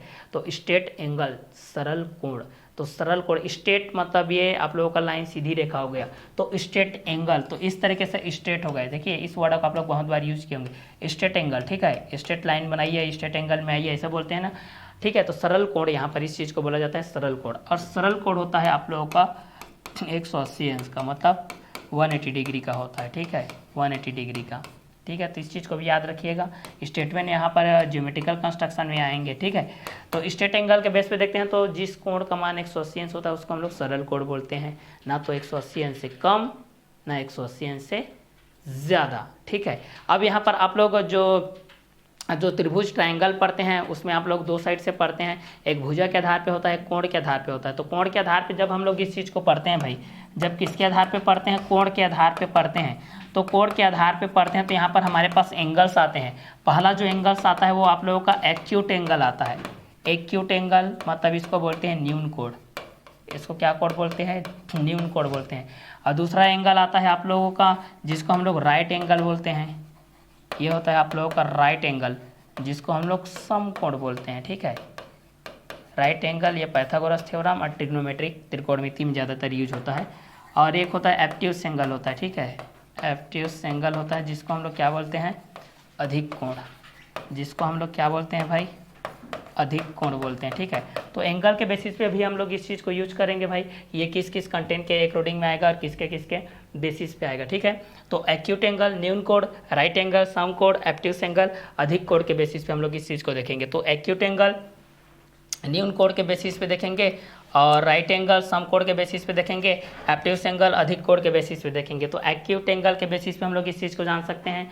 एक्यूट एंगल के बेस पे हमारे पास क्या कंटेंट आएगा, और राइट एंगल के बेस पे कौन से कंटेंट आएंगे, एब्ट्यूस एंगल के बेसिस पे कौन से कंटेंट आएंगे। तो एक्यूट एंगल के बेस पे न्यून कोण के बेसिस पे हम लोग इस चीज़ को देख सकते हैं, राइट एंगल सम कोण के बेसिस पे देख सकते हैं, एब्ट्यूस एंगल अधिक कोण के बेसिस में भी हम लोग इस चीज़ को देख सकते हैं। तो सरल कोण 180 डिग्री के बेस पे एक्यूट एंगल न्यून कोण के बेसिस हो जाएगा, राइट एंगल सम कोण के बेसिस हो जाएगा, एब्ट्यूस एंगल अधिक कोण के बेसिस हो जाएगा। ठीक है, तो इस एंगल के बेसिस पे भी हम लोग ये सारे चीज़ को क्या कर सकते हैं, कवर अप कर सकते हैं। ठीक है, तो पहला एक्यूट एंगल के बेस पे हम लोग जब इस चीज़ को देखते हैं, किसके बेस पे देखते हैं, एक्यूट एंगल के बेस पे, और दूसरा होता है आप लोगों का राइट एंगल, दूसरा होता है राइट एंगल, और जो थर्ड होता है इसको हम लोग बोलते हैं एब्ट्यूस एंगल।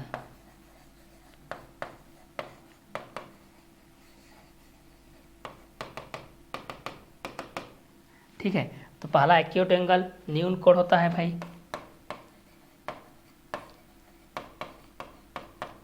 दूसरा राइट एंगल क्या होता है, सम कोण होता है भाई, और तीसरा एब्ट्यूस एंगल, ये क्या होता है भाई,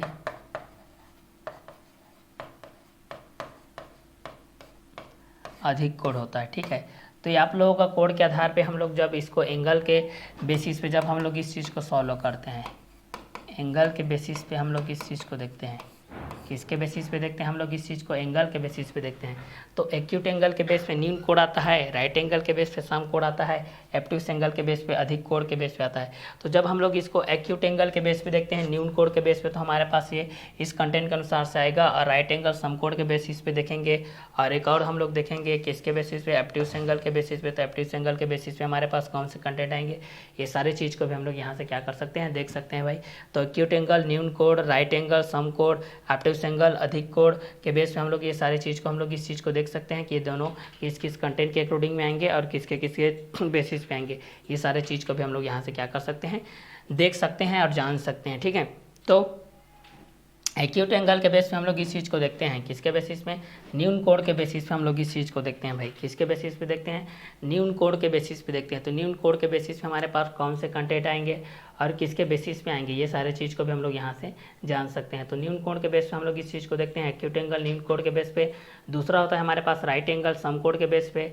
तीसरा होता है एब्ट्यूस एंगल अधिक कोण के बेस पे। ठीक है, तो ये कंटेंट को भी हम लोग यहाँ से सॉल्व कर सकते हैं। तो यहाँ पर एंगल के बेसिस पे हम लोग इस चीज़ को सॉल्व करते हैं। तो पहला एक्यूट एंगल होता है, न्यून कोण होता है, मतलब ये क्या होता है, 0 अंश से अधिक और 90 अंश से कम। 0 अंश से अधिक होता है, 90 अंश से क्या होता है, कम होता है। ठीक है, और राइट एंगल, राइट एंगल यहाँ पर देखेंगे तो केवल 90 डिग्री के बेस पे होता है। केवल किसके बेस पे होता है, 90 डिग्री के बेस पे होता है। तो जैसे यहाँ पर हम लोग एक्यूट एंगल के बेस पे देखते हैं,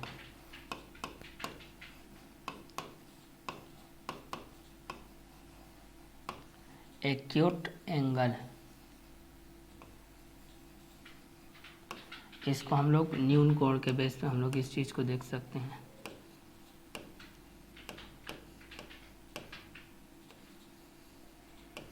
इसको हम लोग न्यून कोण के बेस पे देख सकते हैं। और दूसरा होता है हमारे पास एक्यूट एंगल न्यून कोण, और दूसरा होता है राइट एंगल।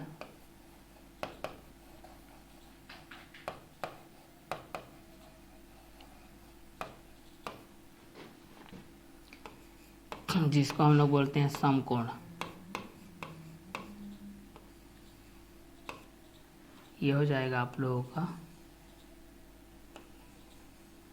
सम कोण के बेसिस पे। और तीसरा होता है आप लोगों का एब्ट्यूस एंगल।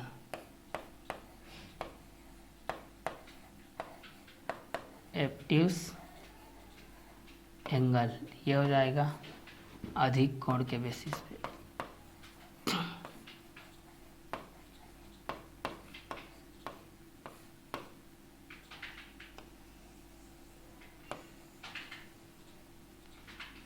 ठीक है, ये आप लोगों का कोण के बेसिस हो जाएगा, एंगल के बेसिस पे हो जाएगा आप लोगों का।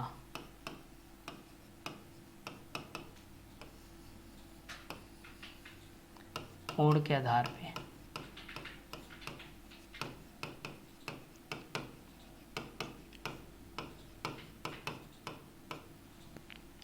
तो एक्यूट एंगल न्यून कोण हो जाएगा, राइट एंगल सम कोण हो जाएगा और एप्टिस एंगल अधिक कोण हो जाएगा। ठीक है, तो इस हिसाब से भी हम लोग इस चीज़ को देख सकते हैं।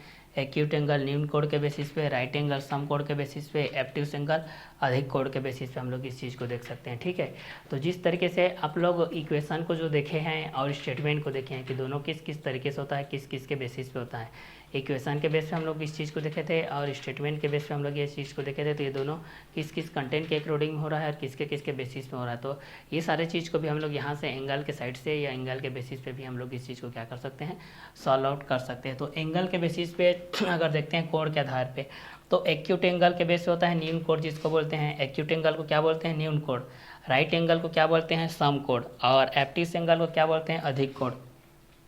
एक्यूट एंगल को क्या बोलते हैं, न्यून कोण। राइट एंगल को क्या बोलते हैं, सम कोण। एप्टिस एंगल को क्या बोलते हैं, अधिक कोण बोलते हैं। तो एक्यूट एंगल न्यून कोण के बेसिस पे देखते हैं हम लोग इस चीज़ को, किसके बेसिस पे देखते हैं भाई, न्यून कोण के बेसिस पे देखते हैं। न्यून कोण के बेसिस पे हमारे पास कौन सा कंटेंट आएगा, तो एक्यूट एंगल न्यून कोण के बेस पे देखते हैं। दूसरा होता है राइट एंगल सम कोण। तीसरा होता है एप्टिस एंगल अधिक कोण के बेसिस पे देखते हैं। तो न्यून कोण के बेस पे क्या आएगा, राइट एंगल सम कोण के बेस पे क्या आएगा, एप्टिस एंगल अधिक कोण के बेस पे क्या आएगा, इस चीज़ को हम लोग यहाँ से देखते हैं।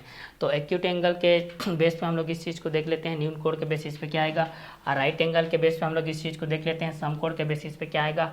एप्टिस एंगल के बेस पे भी हम लोग इस चीज़ को देखते हैं, इस कंटेंट के अनुसार से क्या आएगा, इस चीज़ को हम लोग किस कंटेंट के अनुसार से होगा, ये सारे चीज़ को भी हम लोग यहाँ से क्या कर सकते हैं, सॉल्व आउट कर सकते हैं। तो चलिए इस चीज़ को हम लोग इस कंटेंट के हिसाब से हम लोग इस चीज़ को हम लोग किस किस के बेसिस पे करेंगे, किस किस कंटेंट के अनुसार करेंगे, इस चीज़ को भी हम लोग यहाँ से देखते चले जाते हैं। ठीक है, तो चलिए इस कंटेंट के अनुसार से हम लोग इस चीज़ को क्या करते हैं, सॉल्व आउट करते चले जाते हैं भाई। ठीक है, तो जिस तरीके से हम लोग एक्यूट एंगल के बेस पे देखते हैं उस चीज़ को हम लोग इस चीज़ को हम लोग, तो चलिए एक्यूट एंगल के बेस पे हम लोग इस चीज़ को देखते हैं, न्यून कोण के बेसिस पे, राइट एंगल सम कोण के बेसिस पे, एप्टिस एंगल अधिक कोण के बेसिस पे हम लोग इस चीज़ को देखते हैं। तो हमारे पास कौन कौन से कंटेंट आएंगे और किसके किसके बेसिस पे आएंगे, ये सारे चीज़ को भी हम लोग यहाँ से क्या कर सकते हैं, सॉल्व आउट कर सकते हैं भाई। ठीक है, तो चलिए इसी कंटेंट के अनुसार से हम लोग इस चीज़ को क्या करते हैं, सॉल्व आउट करते जाते हैं। तो एक्यूट एंगल के बेस पे, न्यून कोण के बेसिस पे, राइट एंगल सम कोण के बेसिस पे, एप्टिस एंगल अधिक कोण के बेसिस पे हम लोग इस चीज़ को देखते हैं, कोण के आधार पर देखते चले जाते हैं। हमारे पास ये तीनों किस किस कंटेंट के अनुसार से आएंगे और किसके किसके बेसिस पे आएंगे। ठीक है, तो ये सारे चीज़ को भी हम लोग यहाँ से क्या कर सकते हैं, सॉल्व आउट कर सकते हैं भाई। ठीक है, तो चलिए यहाँ से देखते हैं एंगल के बेसिस पे, कोण के आधार पे। तो पहला न्यून कोण के बेसिस पे देखते हैं, दूसरा सम कोण के बेसिस पे देखते हैं, तीसरा अधिक कोण के बेस पे देखते हैं। तो न्यून कोण के बेस पे हम लोग जब इस चीज़ को देखते हैं, सम कोण के बेस पे देखते हैं और अधिक कोण के बेस पे। तो न्यून कोण के बेस पे देखते हैं तो 0 अंश से अधिक होता है,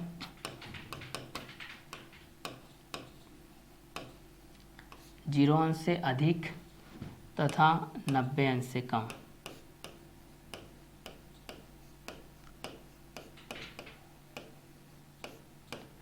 यह होता है 0 अंश से अधिक तथा 90 अंश से कम होता है। एक्यूट एंगल के बेस पे देखते हैं। ठीक है, स्टेटमेंट के बेस में आएगा तो इस चीज़ को समझ लीजिए। न्यून कोण को हम लोग देखते हैं तो ये 0 अंश से अधिक होता है तथा 90 अंश से क्या होता है, कम होता है। न्यून कोण के बेस में देखते हैं तो 0 अंश से ये क्या होता है, अधिक होता है तथा 90 अंश से क्या होता है, कम होता है। लेकिन सम कोण की बात करते हैं तो यह केवल 90 अंश का होता है, यह केवल 90 अंश का 90 अंश होता है। एप्टिस एंगल अधिक कोण की बात करते हैं तो यह 90 अंश से अधिक, यह 90 अंश से अधिक, यह 90 अंश से अधिक एवं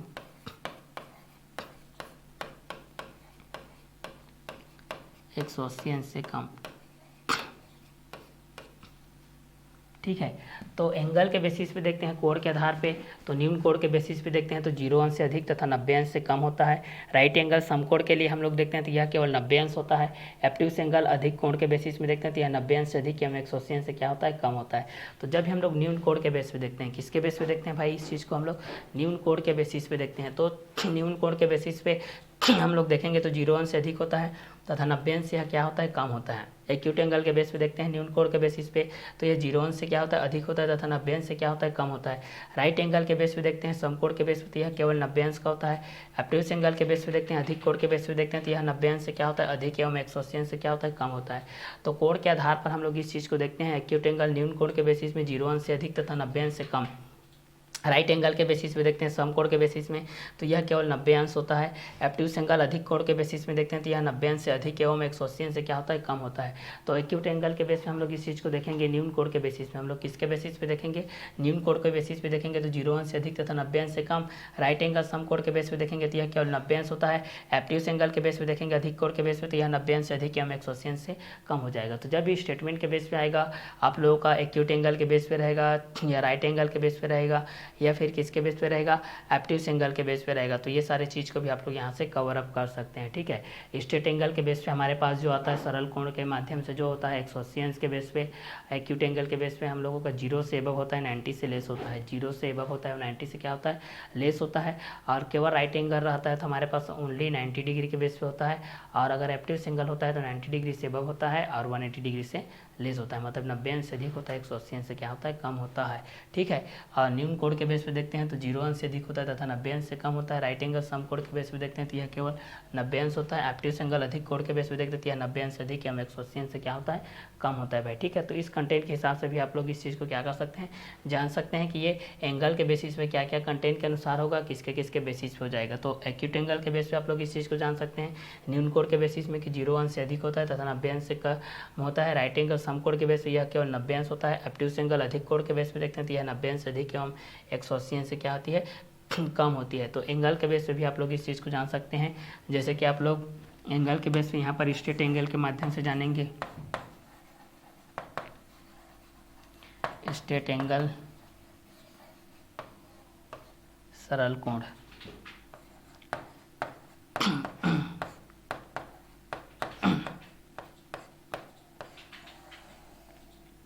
इस चीज़ को हम लोग सरल कोण के लिए देखते हैं तो इस कोण का मान, इस कोण का मान, इस कोण का मान 180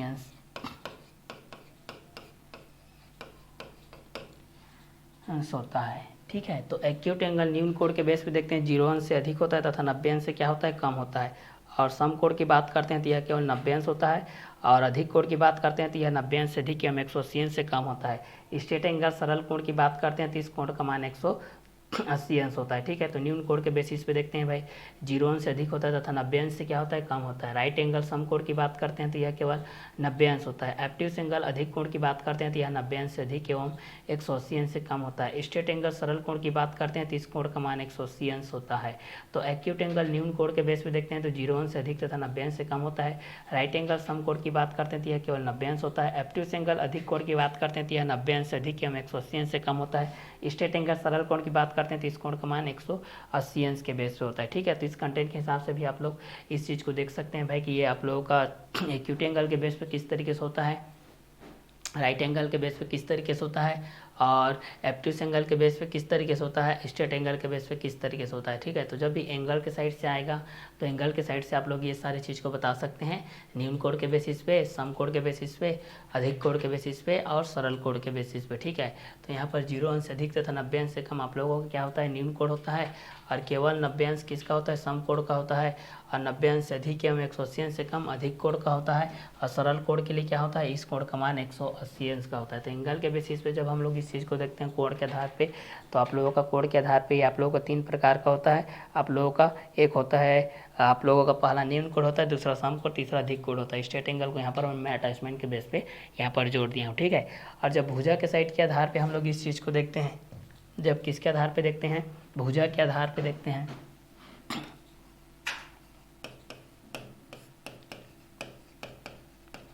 भुजा के आधार पर देखते हैं, मतलब साइड बेसिस,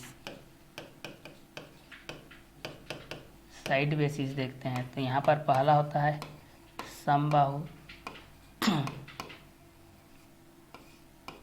समबाहु त्रिभुज। दूसरा होता है समद्विबाहु त्रिभुज।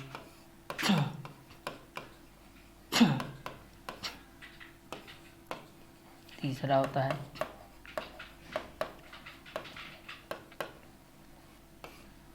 विषमबाहु त्रिभुज। चलिए इस चीज़ को देखते हैं, समबाहु त्रिभुज, समद्विबाहु त्रिभुज, विषमबाहु त्रिभुज। भुजा के आधार पे हम लोग साइड के बेसिस पे हम लोग इस चीज़ को देख लेते हैं भाई, ये किस किस के आधार पे होता है। तो भुजा के आधार पे देखते हैं तो ये किस कंटेंट के अनुसार से होगा, इस चीज़ को हम लोग देखते हैं। तो भुजा के आधार पर साइड बेसिस पे देख लेते हैं समबाहु त्रिभुज, दूसरा समद्विबाहु त्रिभुज, तीसरा होता है विषमबाहु त्रिभुज। पहला समबाहु त्रिभुज होता है, दूसरा समद्विबाहु त्रिभुज होता है, तीसरा विषमबाहु त्रिभुज होता है। तो समबाहु त्रिभुज, समद्विबाहु त्रिभुज, विषमबाहु त्रिभुज। पहला समबाहु त्रिभुज, समद्विबाहु त्रिभुज, विषमबाहु त्रिभुज के बेस पे हम लोग इस चीज़ को क्या करते हैं, देखते चले जाते हैं भाई हमारे पास किसके बेसिस होता है। तो भुजा के आधार पे हम लोग इस चीज़ को देखते हैं। तो यहाँ पर पहला समबाहु त्रिभुज के बेस पे होता है, पहला किसके बेस पे होगा, समबाहु त्रिभुज, दूसरा समद्विबाहु, तीसरा विषमबाहु। तो समबाहु किसको बोलेंगे हम लोग, इस चीज़ को देखिए। समबाहु हम लोग किसको बोलेंगे भाई, समबाहु किसके अंतर्गत में आएगा, इस चीज़ को देखिए। समबाहु किसके बेस पे आएगा, इस चीज़ को आप लोग यहाँ से देख सकते हैं, ठीक है। तो समबाहु के बेस पे हम लोग इस चीज़ को देखेंगे तो हमारे पास ये आ जाएगा जिसकी तीनों भुजाएं क्या होती है, समान होती है। समबाहु देखिए, समबाहु यहाँ पर देखिए सम प्लस बाहु दो वर्डों से मिल करके बना है। सम मीन्स होता है समान और बाहु मीन्स होता है भुजा, जिसकी तीनों भुजा क्या हो, त्रिभुज है तो जिसकी तीनों भुजा आपस में क्या हो, बराबर हो। जिसकी तीनों भुजा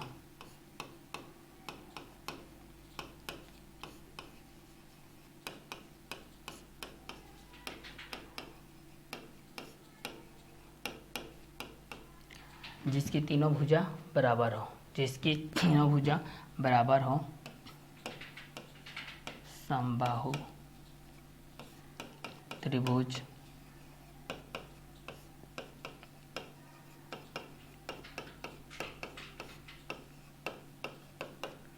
कहलाती है।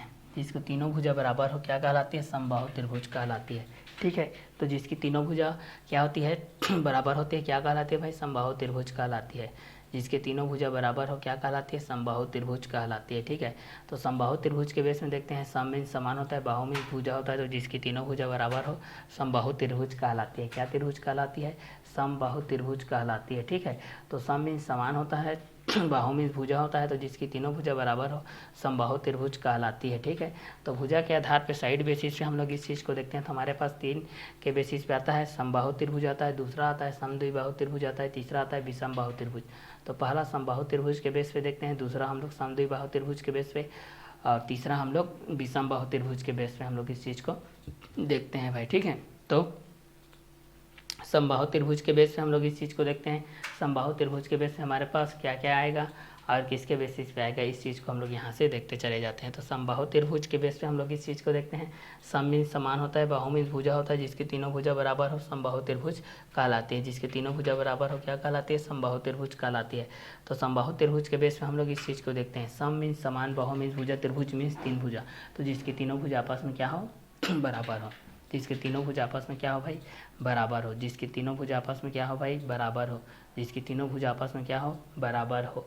तो जिसकी तीनों भुजा आपस में क्या हो, बराबर हो, समबाहु त्रिभुज कहलाती है। क्या त्रिभुज कहलाती है, समबाहु त्रिभुज कहलाती है। तो जिसकी तीनों भुजा आपस में बराबर हो क्या कहलाती है, समबाहु त्रिभुज कहलाती है, ठीक है। तो सम मीन्स समान होता है, बाहु मीन्स भुजा होता है, ठीक है। अब दूसरा देखते हैं समद्विबाहु। यहाँ पर है सम, यहाँ पर है द्वि, और यहाँ पर है बाहु, और यहाँ पर है त्रिभुज।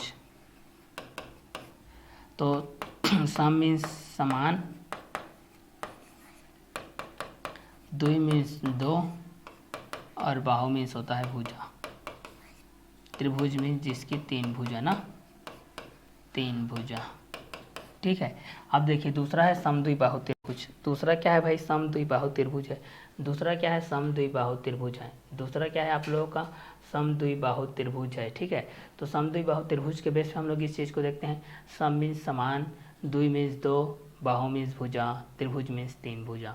तो सम मीन्स समान, द्वि मीन्स दो, बाहु मीन्स भुजा, त्रिभुज मीन्स तीन भुजा के बेस पे हम लोग इस चीज़ को देखते हैं भाई, ठीक है। तो चलिए इस कंटेंट के अनुसार से हम लोग इस चीज़ को देखते हैं। भुजा के आधार पे साइड बेसिस पे समबाहु त्रिभुज के आधार पे हमारे पास कौन कौन से कंटेंट होगा, इस चीज़ को हम लोग यहाँ से देखते हैं। तो भुजा के आधार पे देखते हैं, साइड बेसिस पे हम लोग इस चीज़ को देखते हैं। तो हमारे पास कौन कौन से कंटेंट होगा और किसके किसके बेसिस पे होगा। ये सारे चीज़ को भी हम लोग यहाँ से क्या करते जाते हैं, देखते चले जाते हैं भाई। तो सम प्लस बाहु है, तो इस चीज़ को हम लोग यहाँ से देखते हैं सम बाहु त्रिभुज के बेसिस पे। तो सम मीन्स समान, बाहु मीन्स भुजा। सम मीन्स समान, बाहु मीन्स भुजा। तो जिसकी तीनों भुजा बराबर हो सम बाहु त्रिभुज कहलाती है। जिसकी तीनों भुजा क्या हो, बराबर हो, क्या कहलाती है, सम बाहु त्रिभुज कहलाती है। तो भुजा के आधार पर कितने प्रकार के होते हैं भाई, 3 प्रकार के। पहला सम बाहु त्रिभुज, दूसरा सम द्विबाहु त्रिभुज, तीसरा होता है विषम बाहु त्रिभुज। तो सम मीन्स क्या होता है, समान, बाहु मीन्स क्या होता है, भुजा। तो जिसकी तीनों भुजा बराबर हो क्या कहलाती है, समबाहु त्रिभुज कहलाती है। ये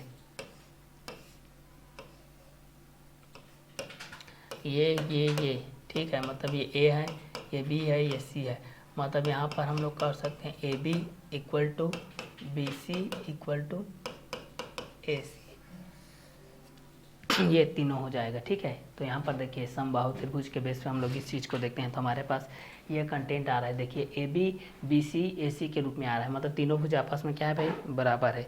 तीनों भुज आपस में क्या है भाई, बराबर है। तो जिसकी तीनों भुज आपस में क्या होती है, बराबर होती है, वो क्या कहलाती है, समबाहु त्रिभुज कहलाती है। वह क्या कहलाती है, समबाहु त्रिभुज कहलाती है। क्या त्रिभुज कहलाती है भाई, समबाहु त्रिभुज कहलाती है। तो समबाहु त्रिभुज के बेस पे हम लोग इस चीज़ को देखते हैं, सम मीन्स समान, बाहु मीन्स भुजा। जिसकी तीनों भुजा आपस में बराबर हो समबाहु त्रिभुज कहलाती है। जिसकी तीनों भुजा आपस में बराबर हो क्या कहलाती है, समबाहु त्रिभुज कहलाती है। सम द्विबाहु त्रिभुज, सम मीन्स समान, द्वि मीन्स दो, बाहु मीन्स भुजा, त्रिभुज मीन्स 3 भुजा होता है। तो भुजा के आधार पर हम लोग देखते हैं तो 3 प्रकार के होता है। पहला होता है समबाहु त्रिभुज, दूसरा होता है सम द्विबाहु त्रिभुज, तीसरा होता है विषम बाहु त्रिभुज। तो सम मीन्स क्या होता है, समान, और बाहु मीन्स क्या होता है, भुजा। बाहु मीन्स क्या होता है, भुजा। सम मीन्स समान, द्वि मीन्स दो, बाहु मीन्स भुजा, त्रिभुज मीन्स 3 भुजा। ठीक है, तो इस चीज़ को भी हम लोग यहाँ से जान सकते हैं भाई। सम मीन्स समान होता है, बाहु मीन्स भुजा होता है। तो जिसकी तीनों भुजा बराबर हो समबाहु त्रिभुज कहलाती है। जिसकी तीनों भुजा आपस में क्या हो भाई, बराबर होगा, क्या कहलाती है, समबाहु त्रिभुज कहलाती है। तो भुजा के आधार पे देखते हैं साइड बेसिस पे, तो 3 प्रकार के होते हैं। समबाहु त्रिभुज होता है, दूसरा होता है सम द्विबाहु त्रिभुज, तीसरा होता है विषम बाहु त्रिभुज होता है। ठीक है, तीसरा क्या होता है, विषम बाहु त्रिभुज होता है। तो समबाहु त्रिभुज के बेस पे देखते हैं, सम मीन्स समान होता है, बाहु मीन्स भुजा होता है। जिसकी तीनों भुजा बराबर हो समबाहु त्रिभुज कहलाती है। सम द्विबाहु त्रिभुज, सम मीन्स समान, द्वि मीन्स दो, बाहु मीन्स भुजा, त्रिभुज मीन्स 3 भुजा। जिसकी 2 भुजा बराबर हो ऐसा त्रिभुज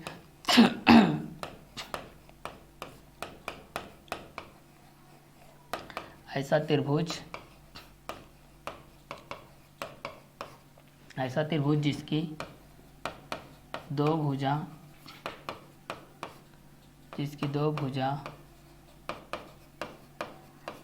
आपस में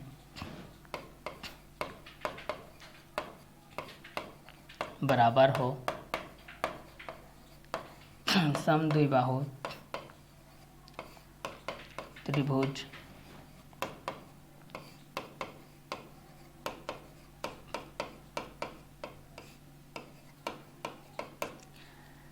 कहलाती है। समबाहु त्रिभुज, पहला समबाहु त्रिभुज, सम मीन्स समान, बाहु मीन्स भुजा। तो जिसकी तीनों भुजा बराबर हो समबाहु त्रिभुज कहलाती है। सम द्विबाहु त्रिभुज, सम मीन्स समान, द्वि मीन्स दो, बाहु मीन्स भुजा, त्रिभुज मीन्स 3 भुजा। ठीक है, तो ऐसा त्रिभुज जिसकी 2 भुजा आपस में बराबर हो सम द्विबाहु त्रिभुज कहलाती है। जिसकी तीनों भुजा बराबर हो समबाहु त्रिभुज कहलाती है। ऐसा त्रिभुज जिसकी 2 भुजा आपस में बराबर हो सम द्विबाहु त्रिभुज कहलाती है। ठीक है, तो सम द्विबाहु त्रिभुज के बेस पे हम लोग इस चीज़ को देखते हैं भाई। तो सम मीन्स समान, द्वि मीन्स दो, बाहु मीन्स भुजा, त्रिभुज मीन्स 3 भुजा। ठीक है, तो समबाहु त्रिभुज हम लोग देखते हैं भाई। तो समबाहु त्रिभुज हम लोग देखते हैं तो सम मीन्स समान होता है, बाहु मीन्स भुजा होता है। तो जिसकी तीनों भुजा बराबर हो समबाहु त्रिभुज कहलाती है। सम द्विबाहु त्रिभुज, सम मीन्स समान, द्वि मीन्स दो, बाहु मीन्स भुजा, त्रिभुज मीन्स 3 भुजा। तो ऐसा त्रिभुज जिसकी 2 भुजा आपस में बराबर हो सम द्विबाहु त्रिभुज कहलाती है। अब तीसरा होता है विषम बाहु त्रिभुज। तीसरा हमारे पास क्या है भाई, विषम बाहु त्रिभुज है। तो विषम बाहु त्रिभुज के बारे में जानते हैं। विषम बाहु त्रिभुज तो ये बना है विषम प्लस बाहु प्लस त्रिभुज। विषम मीन्स होता है असमान,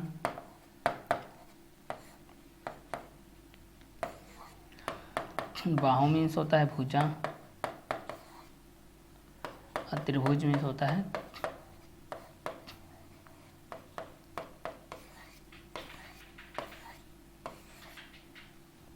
तीन भुजा।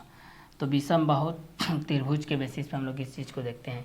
तो भुजा के आधार पे हम लोग इस चीज़ को देखते हैं, समबाहु त्रिभुज समद्विबाहु त्रिभुज और विषम बाहु त्रिभुज के बेसिस पे हम लोग इस चीज़ को देखते हैं। सम मीन्स समान, बाहु मीन्स भुजा, जिसकी तीनों भुजा बराबर हो, समबाहु त्रिभुज कहलाती है। समद्विबाहु त्रिभुज, सम मीन्स समान, द्वि मीन्स दो, बाहु मीन्स भुजा, त्रिभुज मीन्स तीन भुजा। ऐसा त्रिभुज जिसकी दो भुजा आपस में बराबर हो समद्विबाहु त्रिभुज कहलाती है। विषम बाहु त्रिभुज, विषम मीन्स असमान, बाहु मीन्स भुजा, त्रिभुज मीन्स तीन भुजा। तो भुजा के आधार पर देखते हैं हम लोग इस चीज़ को। समबाहु त्रिभुज, सम मीन्स समान, बाहु मीन्स भुजा, जिसकी तीनों भुजा बराबर हो समबाहु त्रिभुज कहलाती है। समद्विबाहु त्रिभुज, सम मीन्स समान, द्वि मीन्स दो, बाहु मीन्स भुजा, त्रिभुज मीन्स तीन भुजा। ऐसा त्रिभुज जिसकी दो भुजा आपस में बराबर हो समद्विबाहु त्रिभुज कहलाती है। विषम बाहु त्रिभुज, विषम मीन्स असमान, बाहु मीन्स भुजा, त्रिभुज मीन्स तीन भुजा। तो भुजा के आधार पर हम लोग इस चीज़ को देखते हैं। सम मीन्स समान, बाहु मीन्स भुजा, जिसकी तीनों भुजा बराबर हो समबाहु त्रिभुज कहलाती है। और समद्विबाहु त्रिभुज, सम मीन्स समान, द्वि मीन्स दो, बाहु मीन्स भुजा, त्रिभुज मीन्स तीन भुजा। ऐसा त्रिभुज जिसकी दो भुजा आपस में बराबर हो समद्विबाहु त्रिभुज कहलाती है। विषम बाहु त्रिभुज, विषम मीन्स असमान, बाहु मीन्स भुजा, त्रिभुज मीन्स तीन भुजा। ऐसा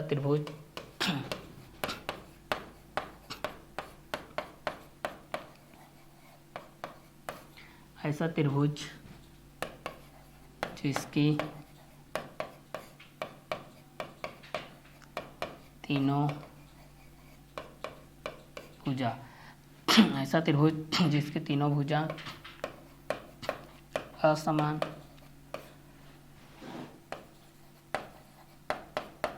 अर्थात अलग अलग हो।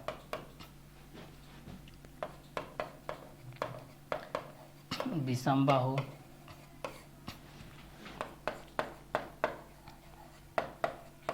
त्रिभुज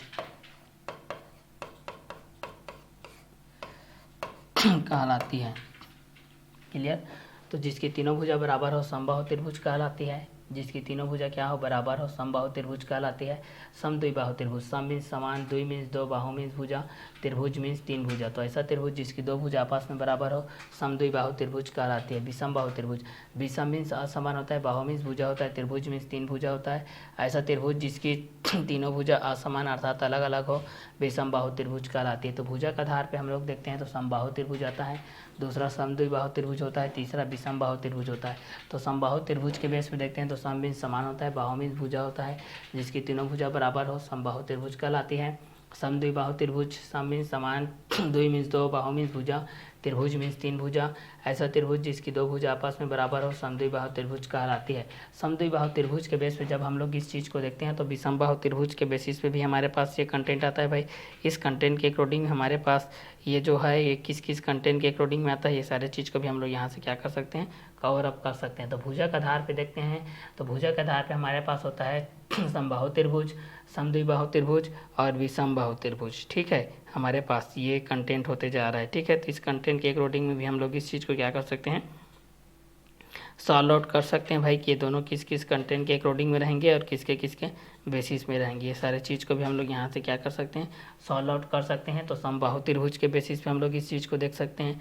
समबाहु त्रिभुज के बेस पे हमारे पास क्या क्या कंटेंट आएगा और किसके किसके बेसिस पे आएगा, ये सारे चीज़ को भी हम लोग यहाँ से क्या कर सकते हैं, जान सकते हैं भाई। ठीक है, तो चलिए आगे इसी चीज़ को हम लोग आगे देखते चले जाते हैं, हमारे पास क्या क्या कंटेंट आएगा और किसके बेसिस पे आते जाएगा। ठीक है, ये सारे चीज़ को भी हम लोग यहाँ से क्या कर सकते हैं, सॉल्व आउट कर सकते हैं। ठीक है, तो चलिए भुजा के आधार पे हम लोग देखते हैं समबाहु त्रिभुज, सम मीन्स समान, बाहु मीन्स भुजा, जिसकी तीनों भुजा बराबर हो समबाहु त्रिभुज कहलाती है। समद्विबाहु त्रिभुज, सम मीन्स समान, द्वि मीन्स दो, बाहु मीन्स भुजा, त्रिभुज मीन्स तीन भुजा होता है। तो ऐसा त्रिभुज जिसकी दो भुजा आपस में बराबर हो समद्विबाहु त्रिभुज कहलाती है। विषम बाहु त्रिभुज, विषम बाहु त्रिभुज के बेस हम लोग इस चीज़ को देखते हैं तो ऐसा त्रिभुज जिसकी तीनों भुजा असमान अर्थात अलग अलग हो विषम बाहु त्रिभुज कहलाती है। भुजा के आधार पर देखते हैं समबाहु त्रिभुज, सम मीन्स समान होता है, बाहु मीन्स भुजा होता है, जिसकी तीनों भुजा बराबर हो समबाहु त्रिभुज कहलाती है। समबाहु त्रिभुज, सम मीन्स समान, बाहु मीन्स भुजा, जिसकी तीनों भुजा बराबर हो समबाहु त्रिभुज कहलाती है। समद्विबाहु त्रिभुज, सम मीन्स समान, द्वि मीन्स दो, बाहु मीन्स क्या होता है, भुजा होता है, त्रिभुज मीन्स तीन भुजा होता है। ऐसा त्रिभुज जिसकी दो भुजा आपस में बराबर हो समद्विबाहु त्रिभुज कहलाते हैं। विषम बाहु त्रिभुज, विषम मीन्स असमान होता है, बाहु मीन्स भुजा होता है, त्रिभुज मीन्स तीन भुजा होता है। ऐसा त्रिभुज जिसकी तीनों भुजा असमान अर्थात अलग अलग हो विषम बाहु त्रिभुज कहलाती है। क्या त्रिभुज कहलाती है? विषमबाहु त्रिभुज कहलाती है। तो जिसकी तीनों भुजा बराबर हो समबाहु त्रिभुज कहलाती है। समद्विबाहु त्रिभुज, सम मीन्स समान, द्वि मीन्स दो, बाहु मीन्स भुजा, त्रिभुज मीन्स तीन भुजा। ऐसा त्रिभुज जिसकी दो भुजा आपस में बराबर हो समद्विबाहु त्रिभुज कहलाती है। समद्विबाहु त्रिभुज के बेस पे हम लोग इस चीज़ को देखते हैं। और विषमबाहु त्रिभुज में देखते हैं तो विषम मीन्स असमान होता है, बाहु मीन्स भुजा होता है, त्रिभुज मीन्स तीन भुजा होता है। तो ऐसा त्रिभुज जिसकी तीनों भुजा आपस में क्या होती है? असमान होती है, मतलब अलग अलग होती है, विषमबाहु त्रिभुज कहलाती है। तो भुजा के आधार पे तीन प्रकार के हो गया। कोण के आधार पे भी हम लोग कितने प्रकार के देखे थे? कोण के आधार पे हम लोग यहाँ पर भी कोण के आधार के भी तीन प्रकार के देखे थे। कोण के आधार पर एंगल के बेसिस पे, एंगल के बेसिस पे हम लोग इस चीज़ को देखे थे। पहला, दूसरा, तीसरा। पहला न्यून कोण देखे थे, दूसरा सम कोण देखे थे, तीसरा अधिक कोण। न्यून कोण, सम कोण, अधिक कोण। न्यून कोण के बेस पे हम लोग देखे थे, जो कि आप लोगों का क्या था? एक्यूट एंगल के बेस पे था। सम कोण राइट एंगल के बेस पे था, और अधिक कोण एब्ट्यूस एंगल के बेसिस पे था। ठीक है, तो कोण के आधार पे देखे थे। एंगल के बेसिस पे न्यून कोण, एक्यूट एंगल, सम कोण, राइट एंगल, अधिक कोण, एब्ट्यूस एंगल के बेस पे देखे थे। तो कोण के आधार पे हम लोग इस चीज़ को करेंगे तो एंगल के बेसिस पे हमारे पास क्या क्या हो जाएगा? न्यून कोण में एक्यूट एंगल, फिर सम कोण में राइट एंगल हो जाएगा, फिर अधिक कोण में एब्ट्यूस एंगल के बेसिस पे हो जाएगा। ठीक है, तो कोण के आधार पे देखते हैं एंगल के बेसिस पे, दूसरा न्यून कोण के बेसिस पे, तीसरा सम कोण के बेसिस पे हम लोग इस चीज़ को देखते हैं। तो हमारे पास ये किस किस के बेसिस पे हो जाएगा? तो कोण के आधार पे देखते हैं एंगल के बेसिस पे न्यून कोण, एक्यूट एंगल, सम कोण, राइट एंगल, अधिक कोण, एब्ट्यूस एंगल के बेस पे।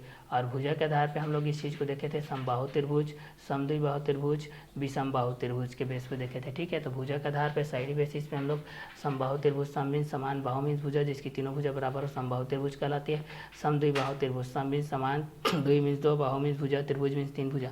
ऐसा त्रिभुज जिसकी दो भुजा आपस में बराबर हो समद्विबाहु त्रिभुज कहलाते हैं। विषमबाहु त्रिभुज, विषम मीन्स असमान, बाहु मीन्स भुजा, त्रिभुज मीन्स तीन भुजा। ऐसा त्रिभुज जिसकी तीनों भुजा असमान अर्थात अलग अलग हो विषमबाहु त्रिभुज कहलाती है। तो कोण के आधार पे देखते हैं न्यून कोण, एक्यूट एंगल, दूसरा सम कोण, राइट एंगल, तीसरा अधिक कोण के बेस पे देखते हैं। ठीक है, तो इस कोण के बेसिस पे भी हम लोग इस चीज़ को देखते हैं, हमारे पास क्या क्या एंगल आएंगे और क्या क्या बेसिस पे आएंगे। ठीक है, तो चलिए इस कंटेंट के आधार पे भी हम लोग इस चीज़ को देखते हैं। भुजा के आधार पे समबाहु त्रिभुज, समद्विबाहु त्रिभुज, विषमबाहु त्रिभुज। कोण के आधार पे न्यून कोण, सम कोण, अधिक कोण के बेस पे हम लोग इस चीज़ को देखते हैं, हमारे पास क्या क्या कंटेंट आएगा। तो इस कंटेंट के अकॉर्डिंग में भी हम लोग इस चीज़ को क्या करते जाते हैं, देखते चले जाते हैं भाई। तो समबाहु त्रिभुज के लिए देखें, समद्विबाहु त्रिभुज के लिए देखें, और विषमबाहु त्रिभुज के लिए देखें। ठीक है, तो समबाहु त्रिभुज के अंतर्गत हमारे पास है सम मीन्स समान है, बाहु मीन्स भुजा है, तो जिसकी तीनों भुजा बराबर हो समबाहु त्रिभुज कहलाती है। समद्विबाहु त्रिभुज, सम मीन्स समान होता है, द्वि मीन्स दो होता है, बाहु मीन्स भुजा होता है, त्रिभुज मीन्स तीन भुजा होता है। ऐसा त्रिभुज जिसकी दो भुजा आपस में बराबर हो समद्विबाहु त्रिभुज कहलाती है। विषमबाहु त्रिभुज, विषम मीन्स असमान, बाहु मीन्स भुजा, त्रिभुज मीन्स तीन भुजा। ऐसा त्रिभुज जिसकी तीनों भुजा असमान अर्थात अलग अलग हो विषमबाहु त्रिभुज कहलाती है। तो भुजा के आधार पर कितने प्रकार के हो गए भाई? भुजा के आधार पर तीन प्रकार के, पहला समबाहु, दूसरा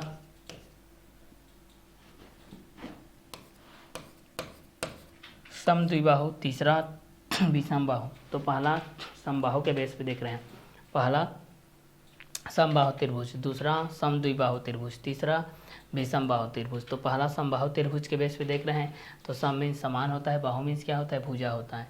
सम मीन्स क्या होता है, समान होता है, बाहु मीन्स क्या होता है, भुजा होता है। तो जिसकी तीनों भुजा आपस में क्या होती है, बराबर होती है, समबाहु त्रिभुज कहलाती है। और समद्विबाहु त्रिभुज किसको बोलते हैं भाई? सम मीन्स समान, द्वि मीन्स दो, बाहु मीन्स भुजा, त्रिभुज मीन्स तीन भुजा। तो ऐसा त्रिभुज जिसकी दो भुजा आपस में बराबर हो समद्विबाहु त्रिभुज कहलाती है। विषमबाहु त्रिभुज, विषम मीन्स असमान, बाहु मीन्स भुजा, त्रिभुज मीन्स तीन भुजा। ऐसा त्रिभुज जिसकी तीनों भुजा असमान अर्थात अलग अलग हो विषमबाहु त्रिभुज कहलाती है।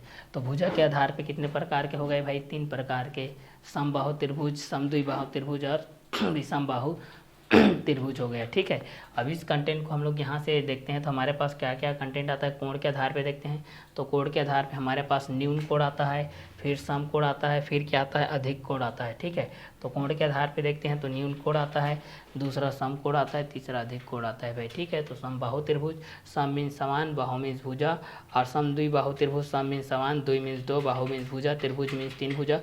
विषमबाहु त्रिभुज, विषम मीन्स असमान, बाहु मीन्स भुजा और त्रिभुज मीन्स तीन भुजा हो जाएगा। कोण के आधार पे पहला न्यून कोण, दूसरा सम कोण होता है, तीसरा अधिक कोण होता है। कोण के आधार पे पहला न्यून कोण देखते हैं, दूसरा को हम लोग सम कोण के बेस पे देखते हैं, तीसरा को हम लोग अधिक कोण के बेस पे देखते हैं। तो भुजा के आधार पे हो गया समबाहु त्रिभुज, सम मीन्स समान, बाहु मीन्स भुजा, समद्विबाहु त्रिभुज, सम मीन्स समान, द्वि मीन्स दो, बाहु मीन्स भुजा, त्रिभुज मीन्स तीन भुजा। विषमबाहु त्रिभुज के बेस पे हम लोग इस चीज़ को देखते हैं। ठीक है, तो इस कंटेंट के आधार पे भी हम लोग इस चीज़ को क्या कर सकते हैं भाई? सॉल्व आउट कर सकते हैं कि हमारे पास किस किस कंटेंट के अकॉर्डिंग में रहेगा और किसके किसके बेसिस पे आएगा। तो इस चीज़ को भी हम लोग यहाँ से क्या कर सकते हैं? सॉल्व आउट कर सकते हैं भाई कि दोनों किस किस कंटेंट के अकॉर्डिंग में आएंगे और किसके किसके बेसिस पे आएंगे। ठीक है, तो चलिए इस कंटेंट के अकॉर्डिंग में भी हम लोग इस चीज़ को क्या कर सकते हैं?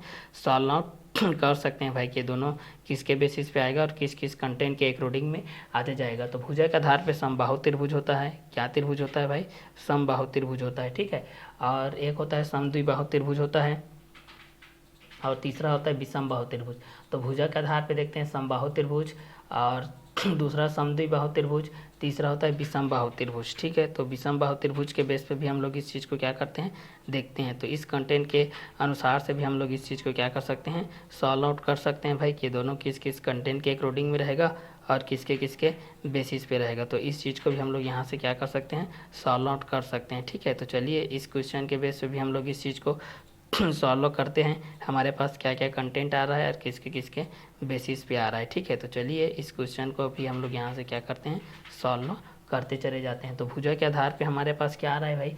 भुजा के आधार पे समबाहु त्रिभुज आ रहा है, दूसरा समद्विबाहु त्रिभुज आ रहा है, तीसरा विषमबाहु त्रिभुज आ रहा है।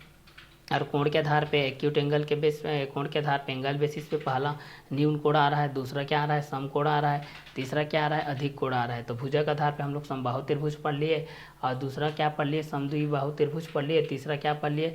विषमबाहु त्रिभुज पढ़ लिए। कोण के आधार पे हम लोग पहला न्यून कोण, दूसरा क्या पढ़ लिए? सम कोण पढ़ लिए और तीसरा क्या पढ़ लिए? अधिक कोण पढ़ लिए। तो सम मीन्स समान होता है, बाहु मीन्स भुजा होता है। तो जिसकी तीनों भुजा बराबर हो समबाहु त्रिभुज कहलाती है। समद्विबाहु त्रिभुज, सम मीन्स समान होता है, द्वि मीन्स दो होता है, बाहु मीन्स भुजा होता है, त्रिभुज मीन्स तीन भुजा। ऐसा त्रिभुज जिसकी दो भुजा आपस में बराबर हो समद्विबाहु त्रिभुज कहलाते हैं। विषमबाहु त्रिभुज, विषम मीन्स असमान, बाहु मीन्स भुजा, त्रिभुज मीन्स तीन भुजा। ऐसा त्रिभुज जिसकी तीनों भुजा असमान अर्थात अलग अलग हो विषमबाहु त्रिभुज कहलाते हैं। कोण के आधार पर न्यून कोण, सम कोण, अधिक कोण। 0 अंश से अधिक, 0 अंश से अधिक, 0 अंश से अधिक और 90 अंश से कम, 90 अंश से कम होती है न्यून कोण। सम कोण केवल 90 अंश, केवल 90 अंश। अब अधिक कोण 90 अंश से अधिक, 90 अंश से अधिक और 180 अंश से कम होती है। तो भुजा के आधार पे समबाहु त्रिभुज, समद्विबाहु त्रिभुज, विषमबाहु त्रिभुज। कोण के आधार पे न्यून कोण, सम कोण और अधिक कोण। ये दोनों कंटेंट के हिसाब से हो गए भुजा के आधार पे, कोण के आधार पे। और तो भुजा के आधार पे समबाहु त्रिभुज, समद्विबाहु त्रिभुज, विषमबाहु त्रिभुज और कोण के आधार पे न्यून कोण त्रिभुज, सम कोण त्रिभुज और अधिक कोण त्रिभुज। तो न्यून कोण में एक्यूट एंगल और सम कोण राइट एंगल, अधिक कोण में एब्ट्यूस एंगल पे हो जाएगा। ठीक है, इसका आगे का कंटेंट है जो कि एक्सरसाइज है, उस चीज़ को हम लोग नेक्स्ट वीडियो लेक्चर में क्लियर करते हैं। ठीक है, एक्सरसाइज के माध्यम से हम लोग जो भी गणितीय कथनों की जांच है उसको हम लोग अगले वीडियो में करते हैं। तो इस वीडियो को हम लोग भुजा के आधार पे समबाहु त्रिभुज, समद्विबाहु त्रिभुज, विषमबाहु त्रिभुज, न्यून कोण, सम कोण, अधिक कोण के माध्यम से क्या करते हैं? फिनिश करते हैं। और नेक्स्ट वीडियो लेक्चर में हम लोग प्रश्नावली के साथ मिलते हैं।